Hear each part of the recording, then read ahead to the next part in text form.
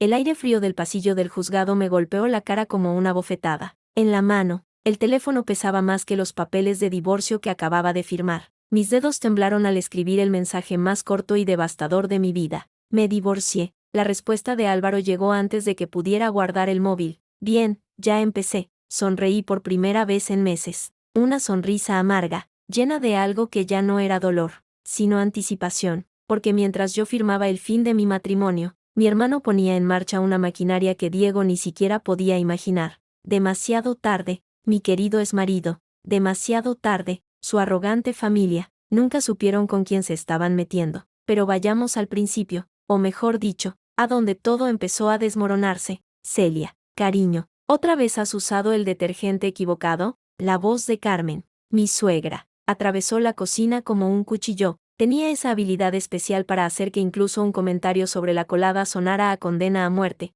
Lo siento, Carmen, pensé que era el mismo de siempre, respondí, secándome las manos en el delantal. Apareció en el umbral, impecable con su traje de chaqueta de lino, mirando mi ropa de estar por casa como si fuera un trapo de limpiar. El mismo, sí, pero de la línea blanca. Este es para colores. No es tan difícil. Cielo, cielo. Siempre que usaba esa palabra, sonaba a insulto. Lo recordaré para la próxima, dije, volviéndome hacia los platos. ¿Y la cena? Diego me ha dicho que llega tarde. ¿Algún problema con un cliente? Claro, llega tarde, como 3 veces por semana, como casi todos los días desde hace 6 meses. Pensaba hacer lubina a la sal. Dije, le gusta. Carmen hizo un ruido con la lengua. Tan simple, Celia, para un hombre que trabaja tanto, merece algo más elaborado, ¿no crees? Apreté la esponja hasta que me dolió la mano. Tienes razón, haré algo especial. Bien,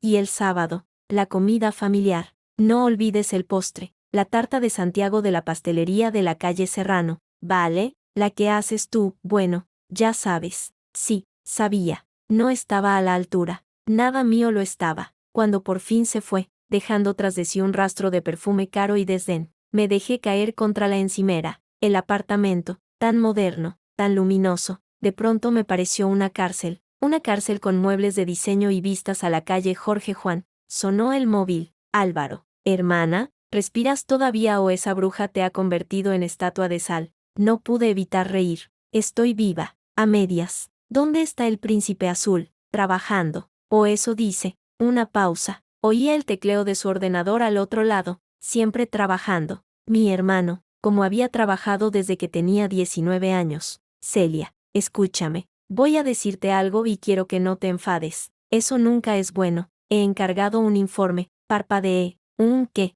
Un informe, sobre Diego, sobre sus movimientos. La cuchara que sostenía se me cayó a la pileta con un ruido metálico. ¿Estás loco? ¿Espiar a mi marido? No es espiar, es verificar. Álvaro, no, esto es demasiado. Es mi vida. Exacto, tu vida, y la estás pasando miserable, limpiando la ropa interior de esa mujer y cocinando para un tipo que ni siquiera viene a casa a probar lo que cocinas. Me temblaba la voz. No tienes derecho. Claro que tengo derecho. ¿Quién te crió? Celia. ¿Quién te llevó al colegio todos los días? ¿Quién se sentó contigo cuando llorabas por mamá y papá? El dolor, antiguo y familiar, me apretó el pecho. Eso no es justo. Lo siento. Su voz se suavizó. Lo siento, hermanita, pero me vuelvo loco viendo esto. Te mereces más, mucho más. Elegí a Diego, susurré. Fue mi elección, y yo respeté esa elección. Pero ahora te pido algo, una prueba, solo una. ¿Qué clase de prueba? Dejemos que la vida lo pruebe. Si es el hombre que crees, si te valora, todo saldrá bien. Si no, hizo una pausa dramática. Si no, prométeme que escucharás, que abrirás los ojos. Colgué sintiéndome vacía y culpable, porque en el fondo, en un rinconcito oscuro de mi alma, una vocecita susurraba que Álvaro tenía razón. No siempre fue así. Hubo un tiempo en que creí que Diego Salazar era el hombre de mi vida. Lo conocí en la biblioteca de la Universidad Complutense. Yo, estudiante de tercero de Historia del Arte, perdida entre libros sobre el mecenazgo de los Medici. Él, de cuarto de Derecho, con un grupo de amigos ruidosos que parecían salidos de un catálogo de ropa cara. Oye, ¿tú entiendes algo de esto?, me preguntó, señalando un tomo sobre contratos del siglo XV que yo tenía abierto. Levanté la vista. Tenía el pelo del color del trigo maduro y unos ojos verdes que parecían capturar toda la luz de la tarde madrileña. Sonreía, y en esa sonrisa había un destello de genuina curiosidad, no la pose arrogante de sus amigos. Un poco, admití, porque es para un trabajo, patrocinio artístico y evasión fiscal. Mi profesor dice que hay paralelismos con las sociedades actuales. Se acercó, olía a colonia limpia y a jabón. ¿Me echas una mano? Pasamos 2 horas juntos, yo explicando, él escuchando de verdad, haciendo preguntas inteligentes. Cuando cerraron la biblioteca, me invitó a un café. Soy Diego Salazar, dijo, cuando ya estábamos sentados en una terraza de la calle Alberto Aguilera. Celia Hernández, ¿tus padres?, preguntó, de forma natural, como hacía todo el mundo en su círculo. Fallecidos. Tengo un hermano mayor. Su expresión se suavizó. Lo siento. Debe ser duro. Nadie antes lo había dicho así, con simple compasión, sin ese tono de lástima que solía hacer que me encogiera por dentro. Mi hermano Álvaro se hizo cargo de todo, dije, y por primera vez no me sentí avergonzada de mi falta de linaje, de mi familia rota. Así empezó todo: cafés, paseos por el Retiro, cines, conversaciones interminables. Diego era encantador, atento, divertido. Cuando me presentó a sus amigos, me hizo sentir incluida, no como la intrusa sin apellidos. Un mes después, conocí a Carmen. Mi madre puede ser intensa, me advirtió Diego, nervioso, delante de la puerta de su casa en La Moraleja, pero le caerás bien, verás. Carmen Salazar no me cayó bien a mí, me escrutó de arriba a abajo, desde mis zapatos, no de marca, pero bonitos, hasta mi corte de pelo, simple, práctico. La sonrisa no le llegaba a los ojos. Hernández, ¿de qué familia?, preguntó, sirviendo un jerez excesivamente seco. De Madrid. Mi padre tenía un negocio. ¿Comercio?, interrumpió, con un deje que convertía la palabra en algo sórdido. Era distribuidor de material eléctrico, dije, manteniendo la voz firme. Mi hermano lleva la empresa ahora. Ah, qué bien. Tomó un sorbito. ¿Y tú, qué estudias? Historia del arte. Hizo un ruidito que no era ni risa ni tos. Qué bonito, aunque no tiene mucha salida, ¿no, mamá?, dijo Diego, incómodo. Solo digo, hijo, una chica tan guapa debería pensar en el futuro, en formar una familia. Sus ojos me taladraron. Tú quieres hijos, ¿verdad, Celia? Salí de allí con la sensación de haber sido desnudada, catalogada y encontrada insuficiente. No le hagas caso, dijo Diego, cogiendo mi mano en el coche. Es antigua, pero en el fondo es buena persona. Lo creí, quise creerlo. La primera vez que Álvaro conoció a Diego fue en nuestro piso de la calle Fernando VI, pequeño pero lleno de luz. Álvaro llegó tarde, como siempre, con traje y esa aura de cansancio que llevaba desde los 19 años. Diego, este es mi hermano Álvaro. Álvaro, Diego. Se estrecharon la mano, la de Diego, suave, bien cuidada, la de Álvaro, callosa, con la fuerza de quien había levantado un imperio desde los escombros. Hernández, dijo Diego, sonriendo. Un placer, Salazar, respondió Álvaro, sin soltarle la mirada. ¿De los Salazar de la construcción? El mismo. Mi padre tiene la empresa. Claro, he visto algún proyecto. Álvaro se sentó, aceptó la cerveza que le ofrecí. ¿Y tú qué haces? Estudio Derecho. Luego entraré en la empresa familiar. Qué cómodo. El silencio que siguió fue glacial. Diego parpadeó, descolocado. Álvaro, dije, con voz de advertencia. Mi hermano me miró, luego a Diego otra vez. Solo bromeaba. Disculpa, es el cansancio. Pero después, cuando Diego fue al baño, Álvaro me agarró del brazo. No dijo, en voz baja pero feroz. No con él, Celia. ¿Qué? ¿Por qué? Porque sus ojos son vacíos. Porque habla de derechos pero no sabe lo que es el deber. Porque ha tenido todo regalado y cree que el mundo se lo debe. No lo conoces. Conozco a su tipo. He tratado con 100 como él. Hijos de papá que creen que un apellido es un logro. Su mirada se suavizó. Te va a hacer daño. Hermanita, lo veo. Estás equivocado, dije, y lo decía con toda la convicción de mis 21 años, de mi primer amor verdadero. Él es diferente, me quiere. Álvaro suspiró, un sonido cargado de todo el peso del mundo. Entonces demuéstramelo, que me demuestre que estoy equivocado. Y Diego lo demostró, o al menos, así me lo pareció entonces. Fue constante, romántico, insistente, mandaba flores a clase, me esperaba bajo la lluvia, recordaba cada pequeño detalle. Cuando le conté lo de mis padres, Me abrazó sin decir nada, y en ese silencio sentí una comprensión que me llegó al alma. Eres increíble, Celia, me susurró una noche, mirando las estrellas desde la terraza de su piso, tan fuerte, tan completa. A pesar de todo, nadie me había llamado completa antes. Para Álvaro, siempre fui su hermanita a proteger. Para el mundo, la huerfanita. Para Diego, por primera vez, eras simplemente Celia. El día de la propuesta fue en el templo de Devot, con el atardecer tiñendo de naranja el cielo de Madrid. Se arrodilló, un anillo sencillo pero precioso en la mano. No tengo mucho que ofrecerte, dijo, y su voz temblaba de verdad. Solo mi vida, todo lo que soy. ¿Quieres pasarla conmigo, Celia? Dije que sí, con lágrimas en los ojos y el corazón a punto de estallar. Álvaro no vino a la cena de celebración, envió un mensaje, felicitaciones, cuídate, y un ramo de flores tan grande que no cabía en el jarrón. La boda fue en la finca de los Salazar, en las afueras, todo caro, todo perfecto, todo organizado por Carmen. Mi vestido, elegido por ella, ese escote no es elegante, Celia, elige este. Mis invitados, pocos, algunos amigos de la uni, Álvaro, y 2 tías lejanas que apenas conocía. Parece que te secuestran, no que te cases, bromeó Álvaro, ajustándose el smoking frente al espejo, pero su sonrisa no llegaba a los ojos. Estoy feliz, dije, y en ese momento era verdad, eso es lo único que importa. Me cogió la cara entre sus manos, callosas y fuertes. Recuerda esto, Celia, pase lo que pase,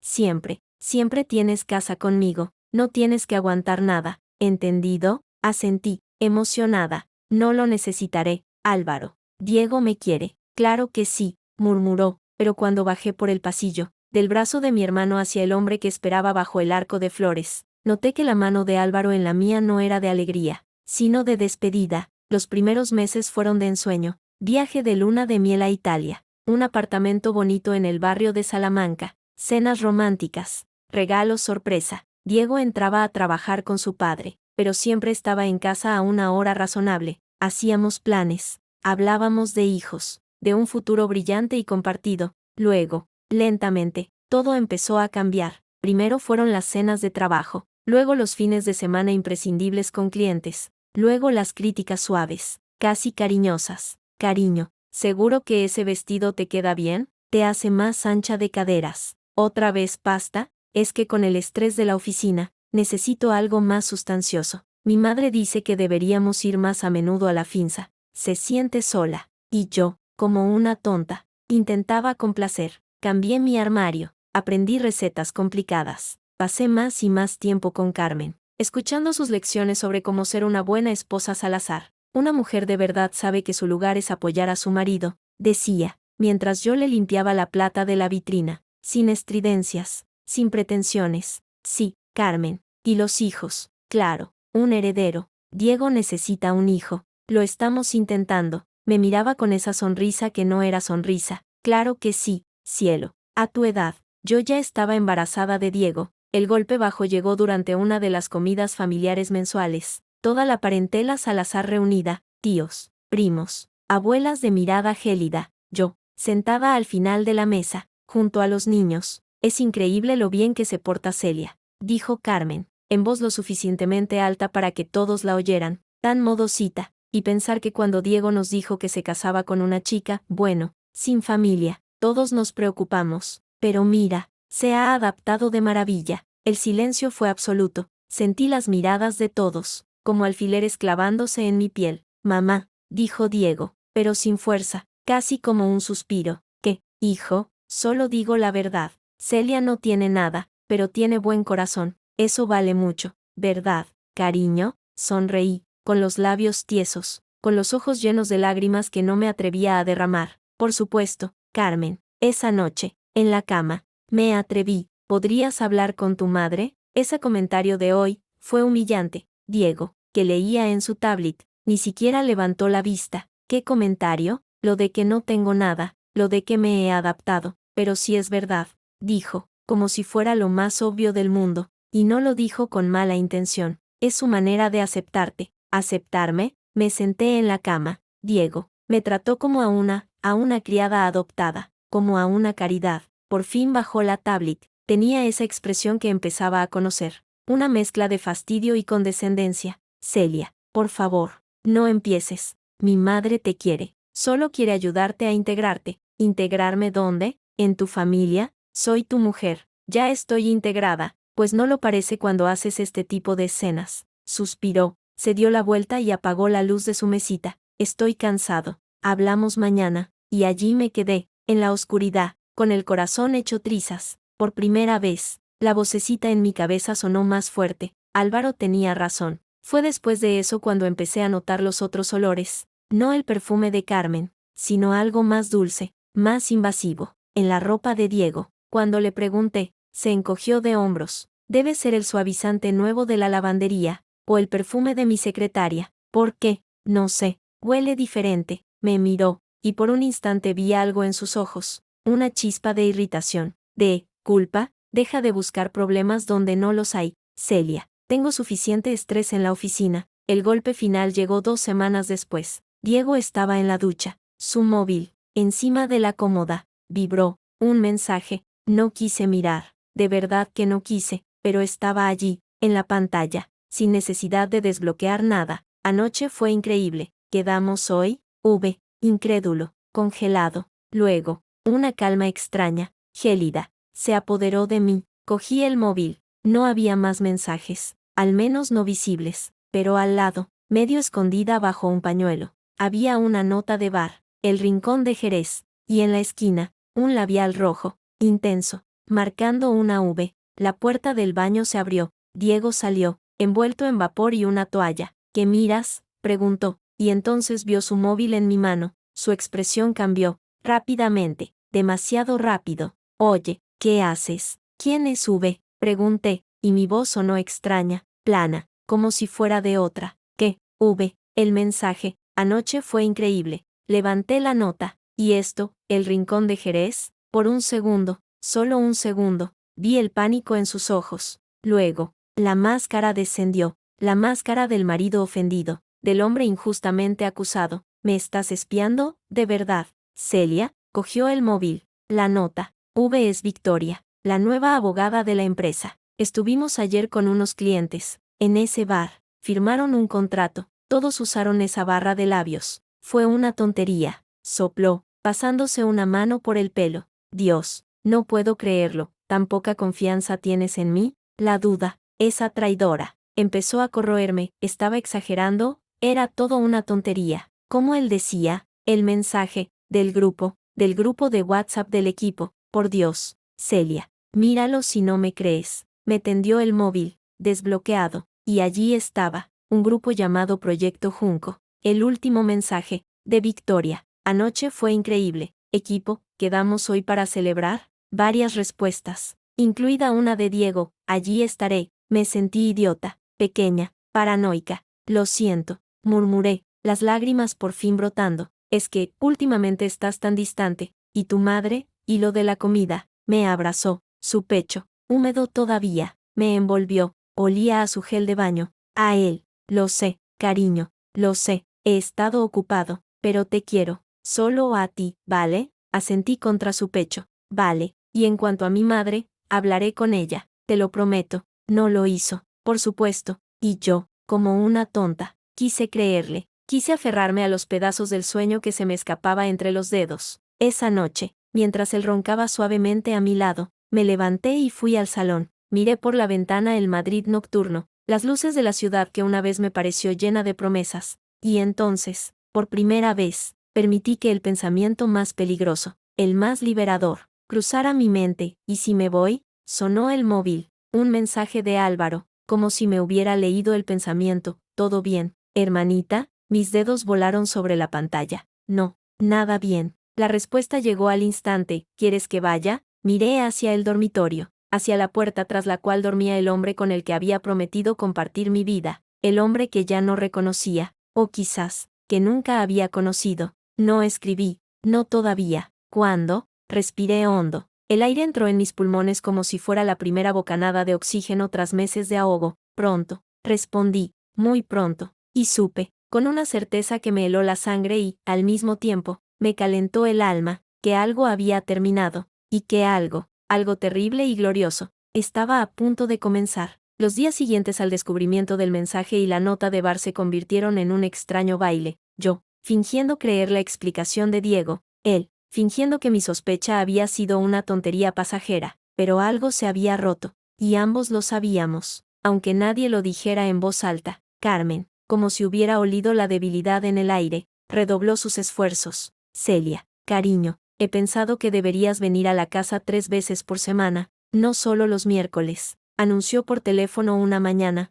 sin siquiera saludar. Hay tanto que hacer. Los archivos familiares están hechos un desastre, y tú con tu amor por el arte y la historia, podrías organizarlos. Es un trabajo para manos delicadas. Ya sabes, manos delicadas. Código para manos que no están ocupadas en nada importante. Carmen, tengo mi trabajo en la galería. Oh, eso. Su voz goteaba desdén. Ese pequeño hobby, Diego me comentó que no era muy serio. Además, ¿qué necesidad tienes? Mi hijo gana más que suficiente. No queremos que parezca que no puede mantenerte, ¿verdad? Colgué con los nudillos blancos alrededor del teléfono. Minutos después, sonó de nuevo. Era Diego. Mamá me ha llamado. Dice que estás de mal humor. No estoy de mal humor. Estoy harta de que trate mi carrera como un hobby. Un suspiro exasperado. Celia, por favor, no empecemos. Es solo un par de horas a la semana, y la galería, bueno, no es como si fueras la directora. El golpe fue tan directo, tan inesperado,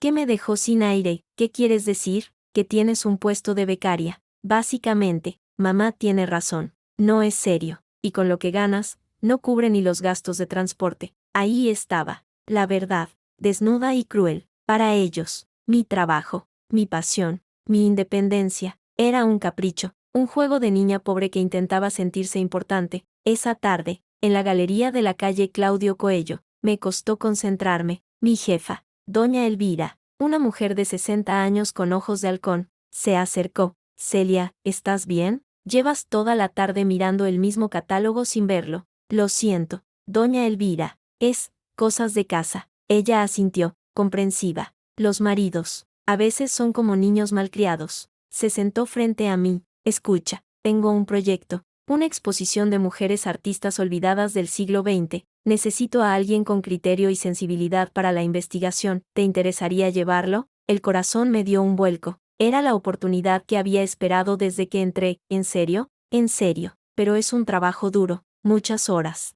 Viajes a archivos provinciales. No es compatible con tener la casa impecable y la cena en la mesa a las 9 en punto. La advertencia era clara. Sabía, como sabía todo el mundo en su círculo, como era Carmen Salazar. Puedo con ello, dije, con más convicción de la que sentía. Habla con tu marido. Luego me dices. Hablé con Diego esa noche. Le conté sobre la exposición, la oportunidad, el reconocimiento. Se quedó mirando su plato, moviendo la comida con el tenedor. ¿Viajes? ¿A dónde? A Toledo, a Segovia, a algunos archivos y colecciones privadas. No serán largos. ¿Y la casa, y tus compromisos con mi madre? Diego, es mi carrera. Es importante para mí. Dejó el tenedor con un golpe seco. ¿Más importante que tu familia? La pregunta me dejó helada. No es una competición. Puedo hacer las dos cosas. Pues parece que no. Se levantó, cogió su vaso de vino. Mira, Celia, no quiero una mujer ausente. No quiero tener que explicar a mi madre, a mis amigos, que mi esposa se va por ahí sola. Dios sabe dónde, con Dios sabe quién. No da buena imagen. ¿Buena imagen? Repetí, incapaz de creer lo que oía. ¿Eso es lo que te preocupa, la imagen? Claro que me preocupa. Somos los Salazar. La gente habla. Y ya hay suficiente. Se interrumpió. ¿Suficiente qué? Mi voz era un hilo. Suficiente chisme sobre nuestro matrimonio, dijo, más bajo. Sobre que quizás no eres la mujer más adecuada para esta vida, para esta familia. Esto, lo de la exposición, solo va a darles más munición. Me senté. El suelo parecía inclinarse bajo mis pies. Así que, ¿me estás pidiendo que renuncie a mi oportunidad, a mi trabajo? Te estoy pidiendo que priorices, que pienses en nosotros, en nuestro futuro. Se acercó, intentó tomar mi mano, yo la retiré. Cariño, no es para siempre. Cuando tengamos hijos, todo será diferente. Podrás dedicarte a cosas más adecuadas. Ahí estaba, la palabra mágica, adecuadas, el eufemismo perfecto para tu lugar. Un lugar pequeño, silencioso, invisible. Necesito pensarlo. Susurré, piénsalo. Se inclinó, me dio un beso en la frente, como a un niño. Sé razonable. Al día siguiente, renuncié. Doña Elvira no pareció sorprendida, solo asintió, con una tristeza antigua en los ojos. Cuando cambies de opinión, ¿sabes dónde estoy? Salí de la galería con una caja de cartón que contenía los restos de mi independencia, mis libros, una foto de Álvaro y yo, una taza fea que me gustaba. En la calle, bajo el sol implacable de Madrid, las lágrimas no llegaron, solo un vacío enorme, un agujero negro donde antes había estado mi orgullo. Carmen, por supuesto, se mostró encantada. Qué decisión más sensata. Ahora podrás dedicarte a lo realmente importante. Empezaremos mañana. Los archivos no se van a organizar solos. Y así comenzó mi nueva vida. Lunes, miércoles y viernes, de 10 a 2, en la mansión de los Salazar en La Moraleja. Mis tareas: limpiar la plata de la vitrina, nunca usada, pero brillante, ordenar álbumes de fotos de gente a la que no conocía, escuchar las lecciones de Carmen sobre linaje, protocolo y las deficiencias de todo el que no se apellidara como ella. Mira, este es el bisabuelo de Diego, con el rey Alfonso XIII, una gran amistad. Por eso en esta familia sabemos lo que es la lealtad, algo que, por desgracia, escasea hoy en día. Me lanzaba una mirada significativa. Las personas nuevas no entienden estas cosas. Un día, mientras limpiaba un retrato de un antepasado de mirada particularmente feroz, Carmen entró con su amiga Gloria, otra señora de porte similar y sonrisa igual de falsa. Aquí la tienes. A mi nuera, tan aplicada. Carmen posó una mano en mi hombro, una loza de condescendencia. Celia, cariño, tráenos un té, ¿quieres? Y unos pastelitos de la cocina, los que hizo Concha esta mañana. Claro, Carmen. Cuando salía, oía a Gloria susurrar, no tan bajo como para que yo no la oyera. Es muy diligente, la pobre. Se le nota que viene de un ambiente más modesto. Oh, sí, respondió Carmen, con un suspiro, pero hacemos lo que podemos. Diego está empeñado, ya sabes, y al menos es discreta, no como otras, que dan la nota. El té me supo a hiel, pero lo serví con una sonrisa que empezaba a agrietárseme por los bordes. Esa noche, Diego llegó tarde, olía a alcohol y a un perfume barato que no era el mío. Cena de negocios, dijo, sin mirarme a los ojos. Clientes pesados. ¿Victoria también estaba? La pregunta salió sola, sin pensar. Se congeló. ¿Qué? La abogada. ¿Victoria también estaba? Su expresión se endureció, otra vez con eso. Celia, ¿de verdad, no tienes nada mejor en lo que pensar? Tú me dijiste que hablarías con tu madre, sobre lo de la comida, sobre cómo me trata, y lo haré, pero es que estoy hasta arriba, ¿vale? La empresa va mal, muy mal, mi padre está preocupado, los bancos nos aprietan, y tú preocupada por si mi madre te mira mal. Madura, coño. El coño resonó en la cocina, un golpe seco. Yo retrocedí, como si me hubiera pegado. Él vio mi expresión, y algo pareció ablandarse. Mira, lo siento, no debería haber gritado. Es el estrés. Se pasó una mano por la cara. Solo, dame tiempo. Arreglaré lo de mamá, y lo de todo. No lo hizo, por supuesto, y yo, en mi infinita estupidez, seguí esperando. El punto de inflexión llegó con la comida de los domingos, una tradición sagrada en la familia Salazar. Aquel día, además, era el cumpleaños del patriarca, el padre de Diego, una celebración en la finca de la sierra, con toda la parentela presente. Llegué con Diego, después de una mañana ayudando a Carmen a preparar 1000 cosas. Llevaba un vestido nuevo, caro, que Carmen me había sugerido comprar. Me apretaba en la cintura. Ahí están los recién casados, gritó un tío, con un vaso de whisky en la mano. O no tan recién, 2 años ya, y sin novedades. Carmen hizo un gesto de disgusto. Paco, por favor, no seas tan directo. ¿Qué? Es una pregunta legítima. A nuestra edad, ya teníamos a Diego en camino, ¿verdad, hermano? Le dio una palmada en la espalda al padre de Diego, que asintió con una sonrisa forzada. Sentí que todas las miradas se posaban en mi vientre, como si fuera un campo estéril que debía justificar su existencia. Todo a su tiempo, dijo Diego, poniéndome un brazo incómodo alrededor de los hombros. Celia no quiere precipitarse con su carrera. ¿Mi carrera? ¿Qué carrera? Quise gritar, pero me callé. Sonreí, la sonrisa de la esposa comprensiva. La nuera sumisa. En la mesa, me asignaron un sitio al final, junto a los primos adolescentes y los tíos solteros. Diego se sentó en el centro, junto a su padre, hablando de negocios, de la crisis, de lo difícil que estaba todo. ¿Y tu hermano, Celia? Preguntó de pronto la tía Remedios. Una mujer delgada y con gafas de carey. ¿El que tiene la empresa no podría echar una mano? Dicen que le va muy bien. Un silencio incómodo cayó sobre la mesa. Carmen tosió. No nos gusta mezclar familia y negocios, dijo, con una sonrisa tensa. Además, los Martínez tienen su propio camino. La forma en que dijo Martínez, como si fuera una enfermedad contagiosa, me hizo clavar las uñas en las palmas de las manos. Pero si es familia ahora, insistió la tía Remedios, ingenua o maliciosamente, más vale tener un buen colchón en tiempos de vacas flacas, ¿no? El padre de Diego, un hombre solemne llamado don Rodrigo, habló por primera vez. No necesitamos colchones de nadie. La familia Salazar ha superado crisis peores. Con dignidad. La palabra dignidad flotó en el aire, pesada, dirigida a mí,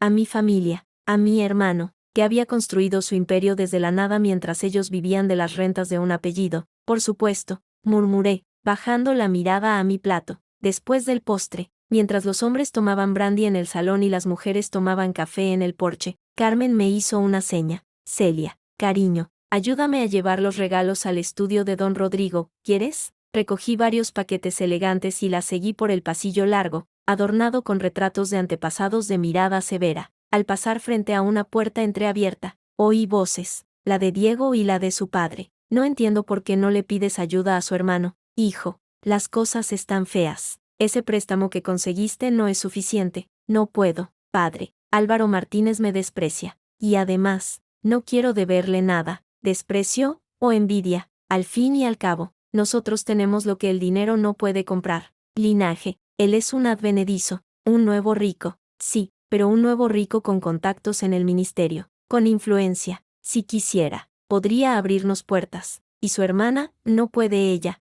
La risa de Diego fue cortante, amarga. Celia, no, ella no tiene ninguna influencia sobre su hermano. Álvaro la adora, pero en lo demás, no se mete. Es una ingenua, una idealista. Cree que el amor lo puede todo, pues entonces no sirve para mucho, ¿verdad? Dijo don Rodrigo, con un deje de desprecio que me heló la sangre. Una mujer debe ser un activo, hijo, un puente hacia algo más. Esta no es más que un lastre sentimental. No oí la respuesta de Diego. No hizo falta. El silencio que siguió fue más elocuente que cualquier palabra. Carmen, delante de mí, se había detenido. Me miró. En sus ojos no había sorpresa, ni compasión, solo una especie de satisfacción fría. Lo había oído todo, y quería que yo también lo oyera. Los hombres, dijo, con un suspiro falso, siempre hablando de negocios. No les hagas caso, cielo, tu sitio está en otras cosas. No respondí, seguí caminando, con los regalos en mis brazos, sintiendo el peso de cada palabra como un ladrillo más en el muro que se levantaba a mi alrededor. En el coche, de vuelta a Madrid, iba callada, mirando la noche a través de la ventanilla. ¿Estás bien?, preguntó Diego, distraído, revisando algo en su móvil. Sí, ha estado bien el día, ¿no? La tía Remedios es un poco pesada. Pero, tu padre cree que soy un lastre. El coche dio un leve bandazo. Diego bajó el móvil. ¿Qué? Lo oí. En el pasillo, dijo. Esta no es más que un lastre sentimental. Se quedó en silencio. Luego, un ruido de fastidio. Celia, por Dios. Estaban hablando de negocios, de la presión. No iba en serio. ¿Y tú? Tú dijiste que era una ingenua, una idealista. Estaba justificando por qué no quería pedirle ayuda a tu hermano. No es lo mismo, ¿no? Por primera vez, mi voz no tembló, sonó plana, muerta. Dime, Diego, para ti, ¿qué soy? ¿Un activo, un puente, o solo un lastre? Frenó en seco en el arcén. Los coches pasaban a nuestro lado, sus faros iluminando su rostro contraído por la rabia. Basta ya, basta de dramitas y de susurros y de interpretaciones. ¿Sabes cuál es tu problema, Celia? Que siempre estás buscando agravios, siempre pensando que el mundo está en tu contra. Mi madre quiere ayudarte, y tú ves un insulto. Mi padre está estresado, y tú te tomas sus palabras como un ataque. Yo me rompo el lomo para darte una buena vida, y tú te quejas de que no te presto suficiente atención. Lo miré bien, a los ojos verdes que una vez me habían hecho sentir que era el centro del universo. Ahora solo veía irritación, y algo más profundo, más oscuro, desprecio. Una buena vida, repetí. Sí, tienes razón. Muchas mujeres darían lo que fuera por esta vida. Pues eso, arrancó de nuevo, bruscamente. Aprecia lo que tienes, y deja de inventar problemas. Esa noche, en la cama, de espaldas a él, Supe que Álvaro tenía razón, lo había tenido desde el principio, pero saberlo y actuar eran dos cosas diferentes, porque actuar significaba admitir que había fracasado, que mi sueño de amor había sido solo eso, un sueño, y la pesadilla era mi realidad. Al día siguiente, fui a ver a mi hermano. Su oficina, en la Torre Picasso, ocupaba toda una planta, vidrio, acero, vistas imponentes a Madrid. Álvaro estaba al teléfono, hablando en inglés, con una ferocidad que hacía que sus colaboradores temblaran. Al verme, colgó de inmediato. Celia se levantó, y en 2 zancadas estaba frente a mí, cogiendo mi cara entre sus manos. ¿Qué ha pasado? Estás pálida. No pude hablar. Solo me dejé caer en el sofá de cuero y me eché a llorar. Un llanto feo, desgarrador, de todos los meses, de todos los insultos, de todas las humillaciones silenciadas. Él no dijo nada, se sentó a mi lado, me rodeó con un brazo y me dejé llorar. Cuando por fin me calmé, con hipidos y la cara hinchada, me ofreció un pañuelo. Cuéntamelo todo, dijo, y su voz, siempre tan firme, tan controlada, temblaba de rabia contenida. Se lo conté, todo, desde los comentarios de Carmen hasta la organización de los archivos, desde la renuncia a mi trabajo hasta la conversación en el pasillo, desde el perfume en su ropa hasta las cenas de negocios. Cuando terminé, Álvaro estaba de pie, mirando por la ventana, con la espalda tan tensa que parecía de piedra. Se acabó, dijo, sin volverse, te vienes conmigo ahora mismo, hoy, recojo tus cosas y te largas de esa puta casa. No puedo. Se giró, sus ojos oscuros llameando. ¿Qué? No puedo. Álvaro, le amo, le amé, y hice una promesa, en la salud y en la enfermedad. Esto no es una enfermedad, Celia, esto es veneno, y te está matando, día a día, ¿no lo ves? Te han convertido en una sombra de lo que eras. Lo sé, susurré, pero dame tiempo, un poco más de tiempo. ¿Para qué? ¿Para que te rompan del todo? Para estar segura. Levanté la vista hacia él, para saber, sin ninguna duda, que no hay vuelta atrás. Se acercó, se arrodilló frente a mí, cogió mis manos. Eran grandes, callosas, las manos de quien había trabajado para darme todo. Hermana, mi niña, no necesitas más pruebas. Lo tienes delante. Sí, dije, y una extraña calma cayó sobre mí, la calma de quien ha tocado fondo y ya no tiene miedo. Pero quiero la prueba definitiva, quiero que él se delate, que me enseñe, sin lugar a dudas, quién es. Álvaro me estudió. En sus ojos vi la lucha entre el hermano protector que quería sacarme de allí a la fuerza, y el hombre de negocios que entendía el valor de una jugada maestra. Está bien, dijo al fin, levantándose, te doy 6 meses. 6 meses, Celia. Si en ese tiempo las cosas no cambian, si no ves una luz, si ese hijo de puta no se da cuenta de la joya que tiene, entonces sales, y me dejas hacer lo que tenga que hacer. ¿Trato? Trato. Y mientras tanto, añadió, y en su sonrisa había algo peligroso, algo que me recordó al niño que había sido, el que me defendía de los matones en el colegio. Mientras tanto, yo voy a preparar el terreno, para que, cuando caiga, caiga desde muy, muy alto. No entendí del todo lo que quería decir, pero asentí, porque en ese momento, por primera vez en mucho tiempo, sentí que no estaba sola, que tenía un aliado, y que ese aliado no era un hombre encantador de ojos verdes, sino un hermano de mirada oscura y una determinación de acero. Voy a hacer una prueba, Celia, me dijo Álvaro, mientras me acompañaba a la puerta. Una última, si la supera, me callo, si no, prométeme que escucharás, que abrirás los ojos. Lo prometo, dije, y mientras bajaba en el ascensor, mirando mi reflejo pálido en las puertas de acero, supe que acababa de cruzar un umbral. Ya no era la esposa sumisa, la nuera obediente, era una mujer con un plazo, y con un plan, o, más bien, con un hermano que tenía un plan, y algo me decía que Diego Salazar, por mucho que se creyera listo, no estaba preparado para lo que se le venía encima. Una semana después de mi visita a Álvaro, el teléfono me despertó a las 7 de la mañana. Era mi hermano, y su voz sonaba extrañamente alerta, como si llevara horas despierto. Hermana, ¿puedes pasar por mi oficina antes de las 10? Hay algo que debes ver. ¿No puede esperar? Diego tiene una reunión en la otra punta de Madrid. Lo sé porque está con un supuesto cliente que en realidad trabaja para mí. Ven, Celia, es importante. Colgué con el corazón acelerado. Diego, dormido a mi lado, roncaba suavemente. Me vestí en silencio, dejando una nota falsa sobre la encimera de la cocina. He ido a comprar. Vuelvo pronto. El tráfico de la mañana en Madrid era un infierno, pero a las 9:30 ya estaba en la Torre Picasso, la secretaria de Álvaro, una mujer eficiente de mediana edad llamada Pilar. Me hizo pasar directamente, te está esperando, y ha dicho que no le molestes bajo ningún concepto. Bajó la voz. Está intenso. Hoy, Álvaro no estaba solo. En su despacho, frente a la inmensa mesa de cristal, había una mujer,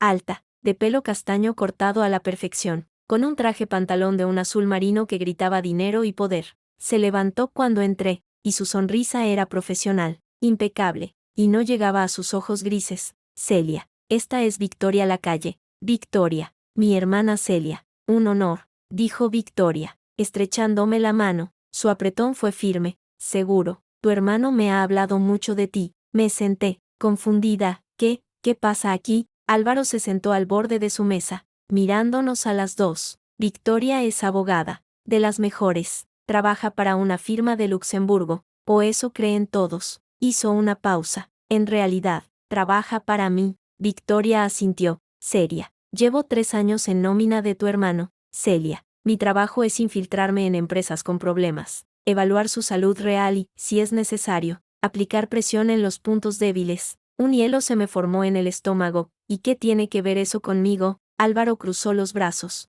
Diego está desesperado. La empresa de su padre, Salazar Constructores, está al borde del colapso. Tienen un préstamo puente que vence en 2 meses, y ningún banco les va a refinanciar. Los proveedores empiezan a cobrar por adelantado. Una sonrisa fría le cruzó los labios. Han sido tan arrogantes durante tanto tiempo que nadie quiere tenderles la mano. ¿Y tú? Yo he creado un fondo de inversión fantasma, con sede en Luxemburgo. Victoria es su representante aquí, en estos momentos. Está evaluando Salazar Constructores para una posible inyección de capital, una inversión que salvaría el culo de tu marido y de toda su orgullosa familia. Cerré los ojos. Lo veía todo con una claridad dolorosa. Es una trampa, es una prueba, corrigió Álvaro. Su voz se suavizó. La última. Como te dije, si Diego es el hombre que crees, si te valora, si es leal, rechazará la oferta cuando se dé cuenta de las condiciones. O al menos, negociará para protegeros a ti y a vuestro futuro. Si no, se encogió de hombros. Si no, la codicia, la arrogancia, o simplemente su desprecio por ti, lo harán picar, y caerá. Victoria habló. Su voz era calmada, analítica. Mi misión es acercarme a él, como una salvadora, como una mujer de su mundo, que habla su idioma, que comprende sus problemas. Le ofreceré el dinero, pero con pequeñas condiciones ocultas, cláusulas que le darían a Álvaro el control gradual de su empresa. Y, por supuesto, me ofreceré a mí misma. La tentación será doble, dinero y validación. ¿Validación? Pregunté, con la voz ronca. Sí, la validación de una mujer como yo. Victoria no parecía jactarse, solo constatar un hecho. Soy de su clase, hablé en los mismos colegios, vacacioné en los mismos sitios. Para un hombre como Diego, conquistar a una mujer como yo es como reconquistar su lugar en el mundo, especialmente si siente que su matrimonio, bueno, que no le da el estatus que cree merecer. Cada palabra era un cuchillo, pero eran cuchillos de verdad, no los velados de Carmen. Esto era claro, frío, brutalmente honesto. No puedo, susurré, es manipulación, es asqueroso. Álvaro se arrodilló frente a mí, cogiendo mis manos. Más asqueroso que lo que te hacen a ti, Celia, más asqueroso que despreciarte, que humillarte, que llamarte lastre. Esto no es más que un espejo. Le vamos a mostrar quién es realmente. Si no le gusta la imagen, el problema es de él, no nuestro. ¿Y si la supera? La pregunta salió casi como una súplica. ¿Y si, cuando se le presenten la tentación y la trampa, él elegirme a mí? El silencio fue profundo. Álvaro me sostuvo la mirada. Si la supera, hermanita, me trago cada palabra. Le pido perdón, y hago lo que sea para ayudarle. Juro por la memoria de mamá y papá. Creí en su juramento, lo vi en sus ojos, en la seriedad absoluta de su rostro. Era un jugador, mi hermano, pero nunca mentía. No con esto. ¿Qué tengo que hacer? Pregunté, resignada. Nada, dijo Victoria. Solo vivir tu vida, observar, y cuando llegue el momento, estar preparada para ver la verdad, aunque duela. ¿Y cómo empieza? Ya ha empezado, dijo Álvaro, levantándose. Diego tiene una cita con el Fondo de Inversión de Luxemburgo esta misma tarde. Victoria será su interlocutora. Esa noche, Diego llegó a casa con una energía que no le había visto en meses. Traía flores, flores caras, de esas que vienen en cajas de lino. Cariño, ¿qué haces aquí?, lo dije, intentando sonar natural, mientras olía el ramo de lilas blancas, un gesto que antes me habría derretido, ahora solo me sabía a mentira. He tenido un día increíble, dijo, quitándose la chaqueta y soltando el maletín. ¿Te acuerdas de que te hablé de los problemas de liquidez? Pues hoy he tenido una reunión con unos inversores, gente seria, de verdad, de Luxemburgo, y puse el ramo en agua, dándole la espalda para que no viera mi expresión.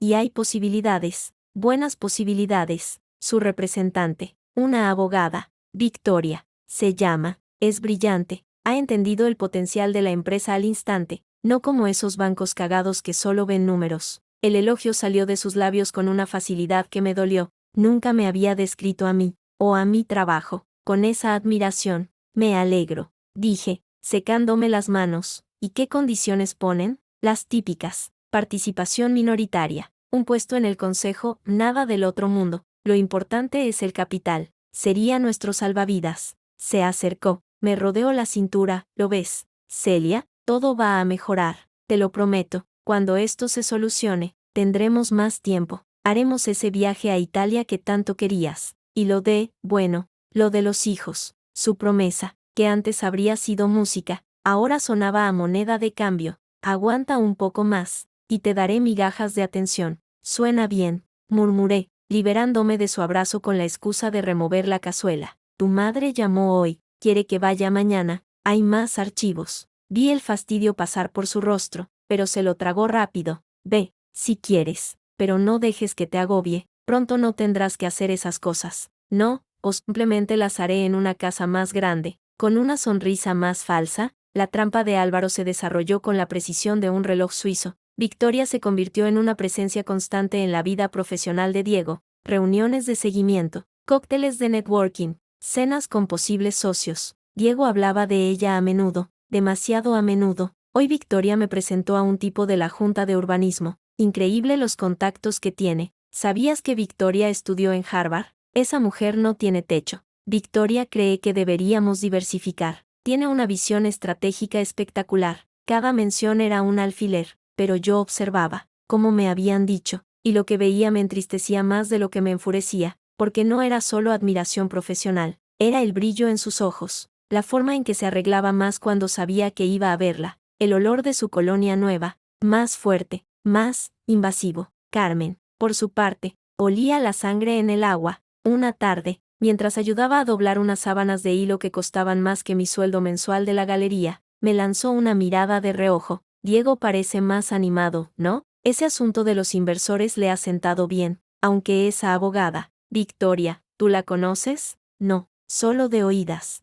Diego la mencionó el otro día, parece muy competente. La palabra la dijo como si fuera un insulto. Las mujeres demasiado competentes suelen descuidar otras áreas, como la familia, la feminidad, supongo, dije, concentrándome en una esquina perfecta. Tú no tienes ese problema, desde luego, eres muy femenina, muy doméstica. Me pasó otra sábana. Sigue así, cielo. Es lo que un hombre como Diego necesita, estabilidad, no más ambición. El cinismo era tan descarado que casi me hizo reír. Me despreciaba por no tener ambición, pero desconfiaba de la mujer que sí la tenía. Nada sería nunca suficiente. Un mes después del inicio de la operación, Álvaro me convocó de nuevo, esta vez en su piso del barrio de Salamanca, un dúplex enorme y minimalista que siempre me pareció frío. ¿Qué pasa?, pregunté, dejando caer mi bolso en un sofá. Ha picado, dijo Álvaro, sin rodeos. Sostenía su tablet. Diego ha firmado un primer acuerdo de confidencialidad,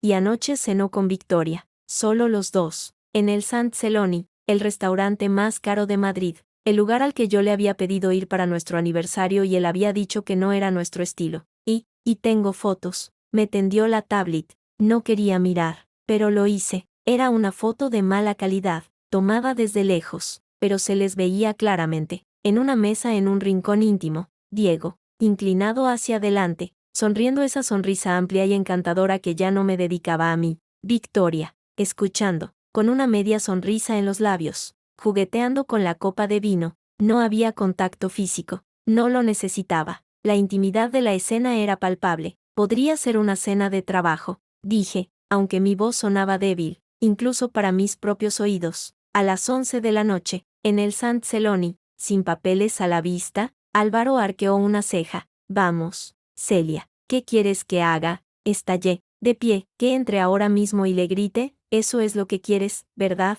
Que yo sea la loca celosa, para que él tenga una excusa. Álvaro se acercó, calmado. No, quiero que veas, que asimiles, y quiero que le dé suficiente cuerda para que se ahorque él solo. Puso las manos en mis hombros. La próxima semana, hay un congreso de construcción en Barcelona. Victoria va a sugerir que vayan juntos, para presentar el proyecto a posibles inversores internacionales. Diego intentará inventar una excusa, una mentira. Quiero que se la creas. ¿Para qué? Para que, cuando la verdad salga, no haya lugar a dudas, ni para ti, ni para un juez, si es necesario. La mención a un juez me estremeció. ¿Tan lejos hemos llegado? No hemos llegado nosotros, Celia. Ha llegado él. Su mirada era implacable. ¿Sigues queriendo tu prueba definitiva? Pues esta es. Déjale ir a Barcelona. Y luego, comprueba su coartada. Diego me lo contó 2 días después, con la estudiada naturalidad del mentiroso mediocre. Cariño, tengo que ir a Barcelona la semana que viene.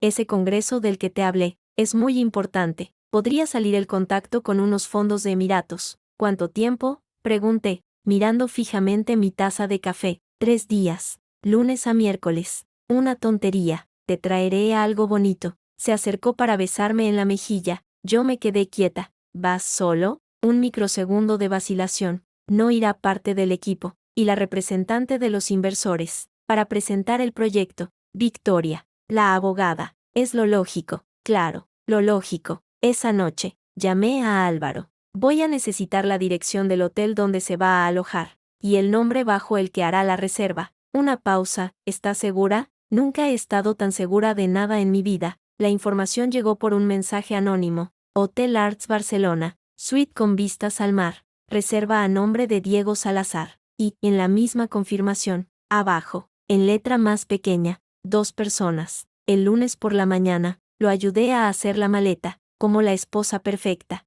Doblé sus camisas. Le aseguré que tenía todas las pastillas para el dolor de cabeza. Le di el bote de vitaminas. Te echo de menos ya, dijo, en la puerta, dándome un beso fugaz en los labios. Yo también, mentí, en cuanto se fue. El apartamento, tan caro, tan deslumbrante, se me vino encima. Era un escenario vacío después de la función, y yo, la actriz principal, agotada de fingir. Pasaron 2 días eternos. Carmen me llamó para preguntar por unas facturas. Yo inventé una excusa. No fui a la mansión. Me quedé en casa, mirando las paredes, mirando mi teléfono, que permanecía terriblemente silencioso. Ni un mensaje de Diego, ni una foto, nada. El martes por la noche, no pude más. Llamé a Álvaro. No aguanto más. Necesito saber. Ahora. Ven. Fue todo lo que dijo. Media hora después. Estaba en su despacho otra vez. Álvaro no estaba solo. Con él había un hombre de aspecto anodino, con una chaqueta de sport y una carpeta en las manos.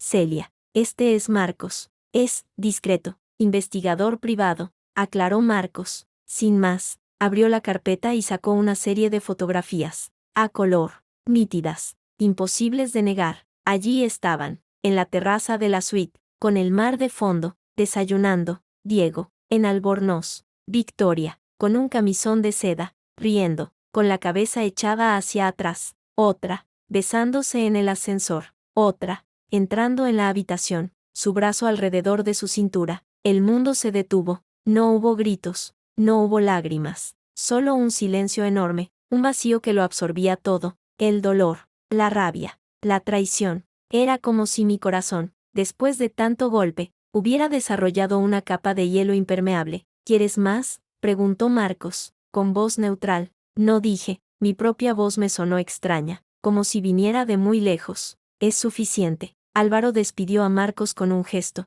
Cuando nos quedamos solos, se acercó, pero no me tocó. Me observaba, con los ojos llenos de una pena feroz. Lo siento, hermanita, no respondí, alzando la vista hacia él. No lo sientes. Esto es lo que querías, lo que necesitábamos. Respiré hondo, y el aire llenó mis pulmones como si fuera el primero en años. Ahora dime, Álvaro, ¿qué sigue? La sorpresa, y luego el orgullo, iluminaron su rostro. ¿Segura? Segurísima, primero, dijo, y en su sonrisa había algo del lobo que era en los negocios. Asegurar tu futuro económico. Tengo a mis mejores abogados preparando la demanda, con estas fotos, y con el contrato prenupcial que firmó, podemos dejarlo en pelotas. Segundo, la sonrisa se ensanchó, dejarlo caer desde lo alto. Victoria ya tiene instrucciones. Mañana, durante la última sesión del Congreso, va a anunciar que el fondo de inversión retira su oferta. Descubrimos irregularidades en los libros de Salazar Constructores. Irregularidades que, por supuesto, existen. Yo me he encargado de que existan. Y después, Celia. Viene la parte divertida. Se sentó frente a mí. Él volverá aquí, creyendo que su vida va a mejorar, y se encontrará con que su empresa se desmorona, que su matrimonio ha terminado, y que su querida Victoria ha desaparecido sin dejar rastro. Y entonces, hizo una pausa dramática. Entonces, su familia arrogante entenderá demasiado tarde quién eras, o mejor dicho, de quién eras hermana. Lo miré, a mi hermano, al niño que había trabajado hasta la extenuación para darme un futuro, al hombre que había levantado un imperio desde la nada, al lobo que ahora destapaba sus colmillos para proteger a su manada. Hazlo, dije, y en esa orden, en esa simple palabra, nació la nueva Celia, la que no lloraba, la que no suplicaba, la que, por fin, peleaba. Hazlo todo. Cuando salí de la Torre Picasso, la noche de Madrid me envolvió. Miré hacia arriba, hacia las luces de los rascacielos, y por primera vez no me sentí pequeña bajo ellos. Sentí que, tal vez, podía ser más alta. Sonó el teléfono. Era Diego. Debía de estar en el hotel, después de su día de congreso y sus noches de infidelidad. Respiré hondo y contesté. Cariño, ¿qué tal por ahí? Mi voz sonó dulce, normal, la voz de la esposa confiada. Aburridísimo, la verdad, muchas reuniones, mucho discurso vacío, pero necesario. Vuelvo mañana por la tarde, te echo de menos, dije, y esta vez no mentí. Echaba de menos al hombre del que me había enamorado, al hombre que nunca había existido. Yo también a ti. Mañana cenamos juntos, ¿vale? En algún sitio especial. Sí, respondí, en algún sitio muy especial. Colgué, saqué el anillo de boda de mi dedo, pesaba más de lo que recordaba. Lo guardé en el bolsillo de mi abrigo. No lo tiré, lo guardaría, como recordatorio, como trofeo. Mañana, cuando Diego volviera, se encontraría con una esposa diferente, o, más bien, con la ausencia de una esposa, y entonces, el juego final comenzaría, y yo, por primera vez, no era el peón, era la jugadora, y tenía al mejor estratega de Madrid de mi lado. Sonreí, sin alegría, con determinación. La venganza, dicen, es un plato que se sirve frío. El mío estaba a punto de salir del congelador, y iba a ser glacial. El vuelo de Diego llegaba a las 5 de la tarde, a las 4. Yo ya había sacado mis maletas del armario, no muchas, la ropa que había comprado con mi dinero, los libros, algunas fotografías. Todo lo que él me había regalado quedó perfectamente doblado sobre la cama matrimonial, incluido el anillo. Sonó el teléfono. Álvaro. ¿Lista? Lista. Los abogados están en posición. Marcos y sus fotos también. Y Victoria, bueno, Victoria ya está en un avión a Ginebra, con un bonito sobresueldo y la promesa de nunca volver a pisar España. ¿Y la empresa?, pregunté, mirando mi reflejo en el espejo del vestíbulo. Llevaba vaqueros y una camiseta blanca, simple, yo, algo que había olvidado cómo ser. A las 6 en punto, justo cuando calculo que estarás teniendo tu alegre charla matrimonial, el banco ejecutará la llamada de garantía del préstamo puente, y el Fondo de Inversión de Luxemburgo enviará un comunicado retirándose, citando, irregularidades contables graves. Los medios ya tienen el chivatazo. Respiré hondo. Bien, Celia, aún puedes echarte atrás. Llamo ahora mismo y lo paro todo. Miré el apartamento por última vez. El sofá de diseño donde nunca me había sentido cómoda, las cortinas carísimas que odiaba, el jarrón de la entrada que Carmen me había regalado como premio de consolación por no estar embarazada. No pares nada, dije, esto empezó hace mucho tiempo, hoy solo termina. Colgué, a las 5:10, oí su llave en la cerradura, entró cargado con su maletín y una bolsa de duty free. Cariño, ya estoy aquí, esto es un horno. Madrid es. Se detuvo en seco, viendo las maletas. Luego me vio a mí, de pie en medio del salón, sin el anillo. ¿Qué pasa? ¿Te vas de viaje? No, Diego, me voy, punto. Su expresión pasó de la confusión a la irritación en un segundo. ¿Otra vez? ¿De qué va ahora? Celia, ¿es por lo de Barcelona? Porque te juro que fue aburridísimo, terminé por él, con una sonrisa fría. Sí, me lo contaste. Muchas reuniones. Mucho discurso vacío. Aunque las fotos cuentan otra historia. Parpadeó. ¿Qué fotos? Saqué mi teléfono y proyecté en la pantalla del televisor la primera imagen. Él y Victoria en la terraza del Hotel Arts, en Albornoz. Su rostro se descompuso, perdiendo todo el color. ¿Me estás espiando? Fue su primera reacción, la del culpable acorralado. No una negación. No un no es lo que parece. Un ataque. Algo así. Álvaro pensó que debería saber con qué clase de hombre me había casado. El nombre de mi hermano hizo que se le contrajera la mandíbula. Ese cabrón, lo sabía. Esto es una trampa suya, ¿verdad? Él te ha puesto esto en la cabeza. No, Diego, tú me pusiste esto en la cabeza. Cada vez que te reíste de mi trabajo, cada vez que dejaste que tu madre me humillara, cada vez que me llamaste lastre. Avancé un paso. La foto solo es la prueba. La traición fue toda tuya. Tiró la boleta de Duty Free al suelo. Vale y vale. Sí,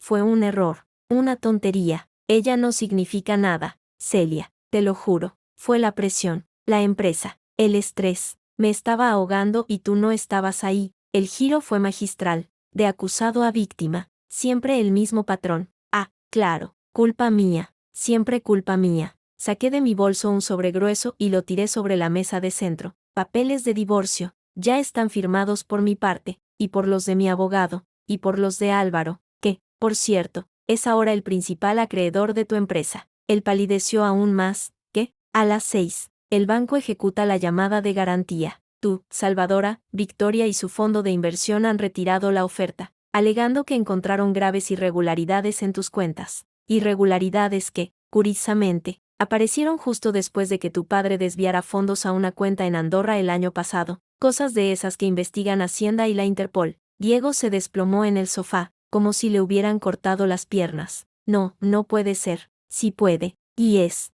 Me acerqué, mirándolo desde arriba. Ya no sentía rabia, solo lástima. El acuerdo prenupcial que firmaste, y que te creíste que te protegía, tiene una cláusula maravillosa sobre infidelidad. En caso de adulterio comprobado, la parte ofendida, o sea, yo, tiene derecho al 70% de los bienes gananciales, que, dado el agujero de deuda en el que estáis, significa básicamente que me quedo con las deudas. Pero Álvaro, en un gesto de generosidad, ha comprado esa deuda, así que, técnicamente, me debes a mí, o mejor dicho, a mi hermano. Esto, es ilegal, es justicia. Corregí, la justicia que tu familia nunca creyó que merecía a alguien como yo. Por cierto, tu madre llamó hace una hora, histérica. Parece que la tarjeta de crédito principal ha dejado de funcionar, y la hipoteca de la finca, bueno, mejor que hable con tu padre. Se levantó de un salto, los ojos inyectados en sangre. No puedes hacer esto, somos los Salazar, mi familia. Tu familia es una farsa, y grité, por primera vez, dejando salir todo el veneno acumulado. Sois unos arrogantes sin un duro, viviendo de un apellido que ya no vale nada, y yo, la pobre huérfana, la mujer modesta. Tengo más poder en la punta de mi dedo que tú en toda tu ridícula estirpe. Se quedó callado, jadeando, mirándome como si nunca me hubiera visto antes. Y era cierto, no me había visto. No había visto a Celia Martínez, hermana de Álvaro Martínez. Solo había visto a la esposa sumisa, a la nuera complaciente. ¿Qué quieres?, preguntó, con la voz rota. Dinero, ¿es eso? Te daremos dinero. No quiero vuestro dinero sucio, quiero mi nombre de vuelta. Y quiero verte arrodillado. Sonó su teléfono. Lo miró. Era su padre. Lo rechazó. Sonó de nuevo. Era Carmen. Lo apagó y lo tiró contra la pared, donde se hizo añicos. Eres una bruja, susurró. Una bruja ambiciosa y vengativa. Aprendí de la mejor, dije, cogiendo mis maletas. Tu madre da clases los lunes, miércoles y viernes. Ya tengo el diploma. Caminé hacia la puerta. No me seguí. No intentó detenerme. Se quedó allí, de pie entre los restos de su teléfono y los papeles de divorcio, el príncipe destronado en su castillo de naipes. Esto no se va a quedar así, me gritó cuando ya tenía la mano en el pomo. Te arrepentirás, mi familia tiene influencia. Me volví, con una última sonrisa. Tu familia tenía influencia. En pasado. Pregúntale a tu padre qué pasó con sus contactos en el ministerio cuando Álvaro presentó el informe de desvío de fondos para obras públicas. El periodismo de investigación es una cosa maravillosa, ¿sabes? Salí, cerré la puerta y no miré atrás. En el ascensor, temblé, todo el odio, toda la fuerza, se me fue de golpe, dejándome vacía y cansada, pero libre. Dios, tan libre. Álvaro me esperaba abajo, junto a su coche. Al verme, abrió los brazos, me derrumbé en ellos. Ya está, susurré, llorando por fin. Ya terminó. No, hermanita, dijo, acariciándome el pelo. Esto acaba de empezar. La venganza es como el buen vino, hay que saborearla lentamente. La noticia estalló al día siguiente en la prensa económica. Salazar Constructores, al borde de la quiebra. Investigación por fraude fiscal y desvío de fondos. En las páginas de Sociedad, un pequeño recuadro. Divorcio express en la alta sociedad. Celia Martínez abandona a Diego Salazar. Carmen, por supuesto, no se rindió. Al tercer día, cuando Álvaro y yo estábamos desayunando en la terraza de su ático, sonó el telefonillo. Era el portero. Señor Martínez, hay una señora en el vestíbulo, una doña Carmen Salazar. Insiste en subir. Dice que es suegra de su hermana. Álvaro y yo intercambiamos una mirada. ¿La bajo a hostias o la dejamos pasar para que nos entretenga?, preguntó él, con una sonrisa de lobo. Déjala pasar, dije, secándome los labios con la servilleta. Quiero verla. Minutos después, Carmen irrumpió en el salón. Iba despeinada, con el mismo traje de lino de siempre, pero ahora arrugado, y en sus ojos había algo que nunca le había visto, pánico verdadero. Celia, gracias a Dios, avanzó hacia mí, pero la fría mirada de Álvaro la detuvo en seco. Tienes que ayudarnos. Esto es un malentendido monstruoso. Diego me ha contado las acusaciones. Esas fotos son un montaje, seguro. Es ese hombre el que está detrás de todo, señaló a Álvaro con un dedo tembloroso. Si por ese hombre te refieres al CEO de Torres CIA, el principal acreedor de tu marido y, desde ayer, el nuevo propietario de la hipoteca de vuestra finca. Sí, dijo Álvaro, con dulzura venenosa. Un café, doña Carmen, parece que lo necesita. No quiero su café, quiero que paren esta locura. Se volvió hacia mí, y sus ojos se llenaron de lágrimas falsas, torpes. Celia, cariño, por lo que fuimos, por el amor que mi hijo te tiene, ayúdanos. Habla con tu hermano, que retire las acusaciones, que nos dé un respiro. Diego está destrozado, y Rodrigo, mi pobre Rodrigo, está al borde de un infarto. Me levanté y caminé hacia la ventana, mirando la ciudad. Luego me volví. ¿Recuerdas lo que me dijiste el primer día que fui a tu casa, Carmen? Dijiste, en esta familia, valoramos la lealtad por encima de todo, algo que, por desgracia, escasea hoy en día. Tenías razón, la lealtad escasea. Tu hijo no tuvo ninguna conmigo, fue un desliz. Todos los hombres tienen deslices. Tú, como buena esposa, deberías perdonar y apoyarle en los malos momentos. Álvaro soltó una carcajada seca. Magnífico, la doble moral como arte. Lo tuyo debería enseñarse en la universidad. Doña Carmen, no me dirijo a usted, dijo ella, con un resto de su antigua altivez. Luego, a mí, suplicante, ¿qué quieres? ¿Dinero? Te daremos una pensión generosa. Solo que, ahora mismo no podemos, pero en cuanto salgamos de este bache, no quiero vuestro dinero, dije, con calma, quiero trabajo. Ella parpadeó, esperanzada. ¿Trabajo? Claro, cielo, en la empresa, cuando se reflote, habrá un puesto para ti, algo adecuado. No, Carmen, yo te ofrezco trabajo a ti. El silencio fue absoluto. Ella no parecía haber entendido. ¿Cómo? Mi hermano está liquidando los activos de Salazar Constructores. Entre ellos, el edificio de oficinas de la calle Princesa. Van a necesitar personal de limpieza. El sueldo no es gran cosa, pero el horario es flexible. Si te interesa, puedes mandar tu currículum. Aunque, añadí, inclinándome ligeramente hacia ella, dudo que tengas mucha experiencia, pero se empieza por algo. Su rostro pasó por la incredulidad, la confusión y, finalmente, una rabia tan pura que creí que me atacaría. ¿Cómo te atreves? Soy Carmen Salazar, de los Salazar de toda la vida. Eso era antes, dijo Álvaro, levantándose. Ahora eres la mujer de un estafador investigado por Hacienda, la madre de un adúltero cuyo caso de divorcio va a ser la comidilla de los juzgados, y una señora con una hipoteca que no puede pagar. Los tiempos cambian. Carmen abrió la boca, pero no salió ningún sonido, solo un jadeo seco, de pez fuera del agua. Luego, sus ojos, llenos de un odio infinito, se clavaron en mí. Eres igual que él, una hija de la porquería, sin clase, Sin honor. Puede, asentí, pero la porquería. Doña Carmen, es lo único que os queda a ustedes ahora. Y va a ser muy difícil acostumbrarse, ¿verdad? Se dio la vuelta y salió tambaleándose, sin decir otra palabra. La puerta se cerró tras ella con un golpe seco. Álvaro silbó. Vaya, creo que le ha dado un patatús. No ha estado mal, hermanita, no ha estado mal. Me dejé caer en el sofá, de repente exhausta. Dios, qué asco me da todo esto. ¿Remordimientos?, preguntó, sentándose a mi lado. No, pero no me gusta hacer esto. Esta persona fría que reparte humillaciones. No la estás repartiendo, se la han ganado a pulso. Me pasó un brazo por los hombros. Ellos te enseñaron las reglas del juego, el desprecio, la crueldad, el abuso. Tú solo les has ganado en su propio terreno, y ahora, se acabó, puedes dejar de jugar. ¿Y Diego?, pregunté, con la cabeza apoyada en su hombro.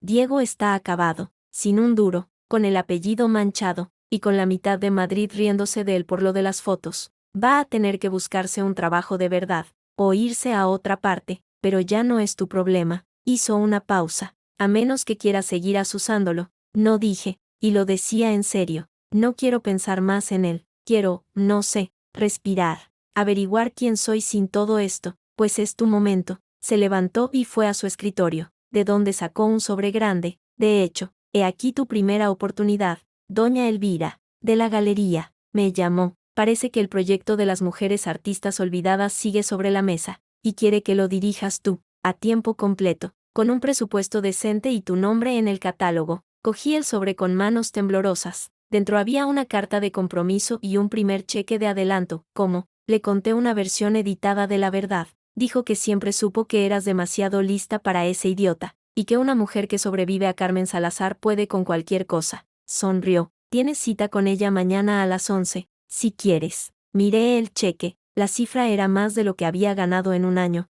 No era el dinero de Diego. No era el dinero de Álvaro. Era mío, ganado por mi talento, mi conocimiento, o al menos, reconocido por él. Quiero, dije, y las lágrimas volvieron, pero esta vez eran diferentes. No eran de dolor, eran de alivio, de posibilidad. La firma del divorcio fue un trámite rápido y frío. Nos vimos en el juzgado, con nuestros abogados. Diego había envejecido 10 años. Iba mal afeitado, con un traje que le quedaba grande. No me miró a los ojos ni una vez. Firmamos los papeles. Su abogado, un hombre con cara de pocos amigos, farfulló algo sobre reservarse el derecho a recurrir. El mío, un tipo afilado como un cuchillo contratado por Álvaro, sonrió. Hágalo. Mi cliente tiene muchas más fotos y grabaciones. La prensa las pagaría muy bien. Diego firmó sin rechistar. Al salir, bajo la lluvia fina de Madrid, se me acercó por última vez. ¿Estás contenta?, preguntó, con la voz ronca por el alcohol o la rabia. ¿Esto es lo que querías?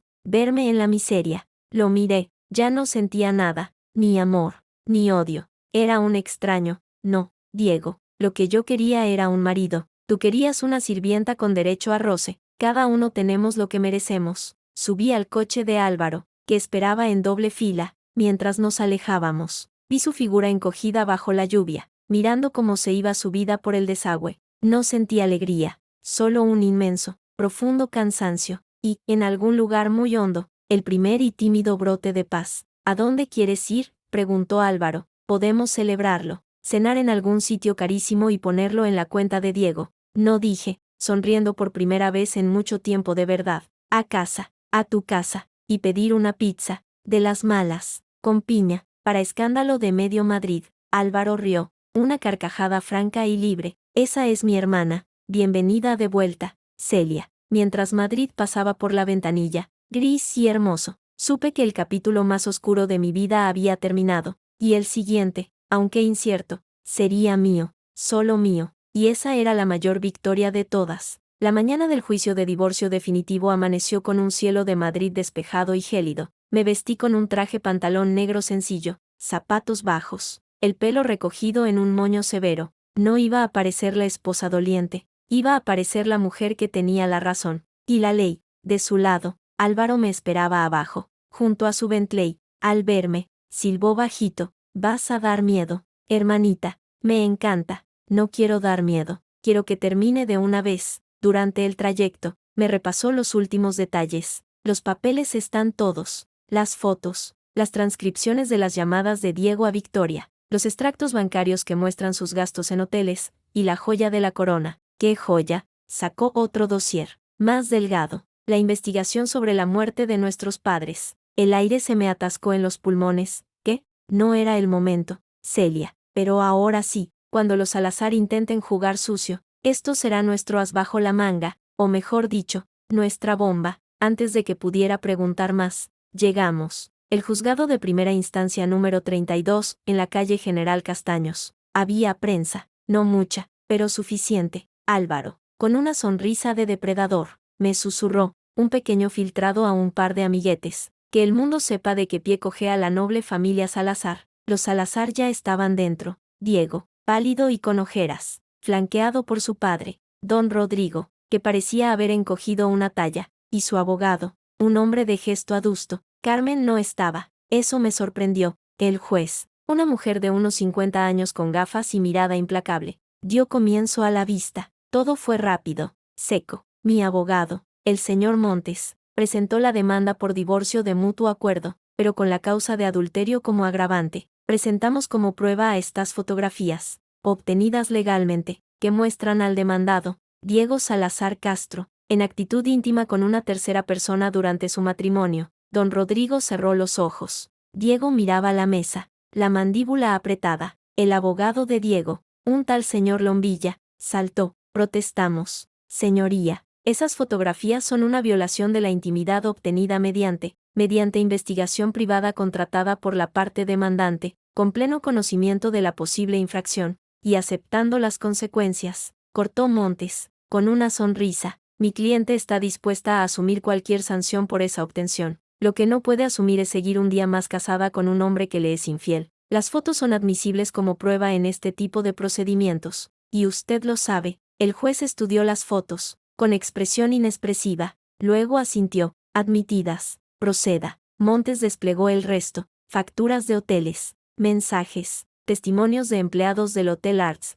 La ratonera se cerraba. Lombilla intentó contraatacar, hablando de crisis matrimonial preexistente, de falta de atención de la demandante, incluso de posibles problemas psicológicos míos. Cada palabra me hacía sentir más fría, más dura. Entonces, la puerta de la sala se abrió, y entró Carmen. Iba de negro riguroso, como si fuera a un funeral. Su mirada me encontró, y en ella no había súplica, solo odio puro. Se sentó al lado de su hijo, y entonces, hizo algo inesperado. Sacó un sobre y se lo pasó a su abogado, susurrándole algo al oído. Lombilla se aclaró la garganta. Señoría, con el permiso de la sala, mi cliente desea hacer una declaración, y presentar una nueva prueba. Una mala sensación se apoderó de mí. Álvaro, a mi lado, se puso rígido. Proceda, dijo el juez. Carmen se levantó. No miraba al juez, me miraba a mí. Señoría, yo solo quiero decir que este divorcio, y estas infamias que se presentan contra mi hijo,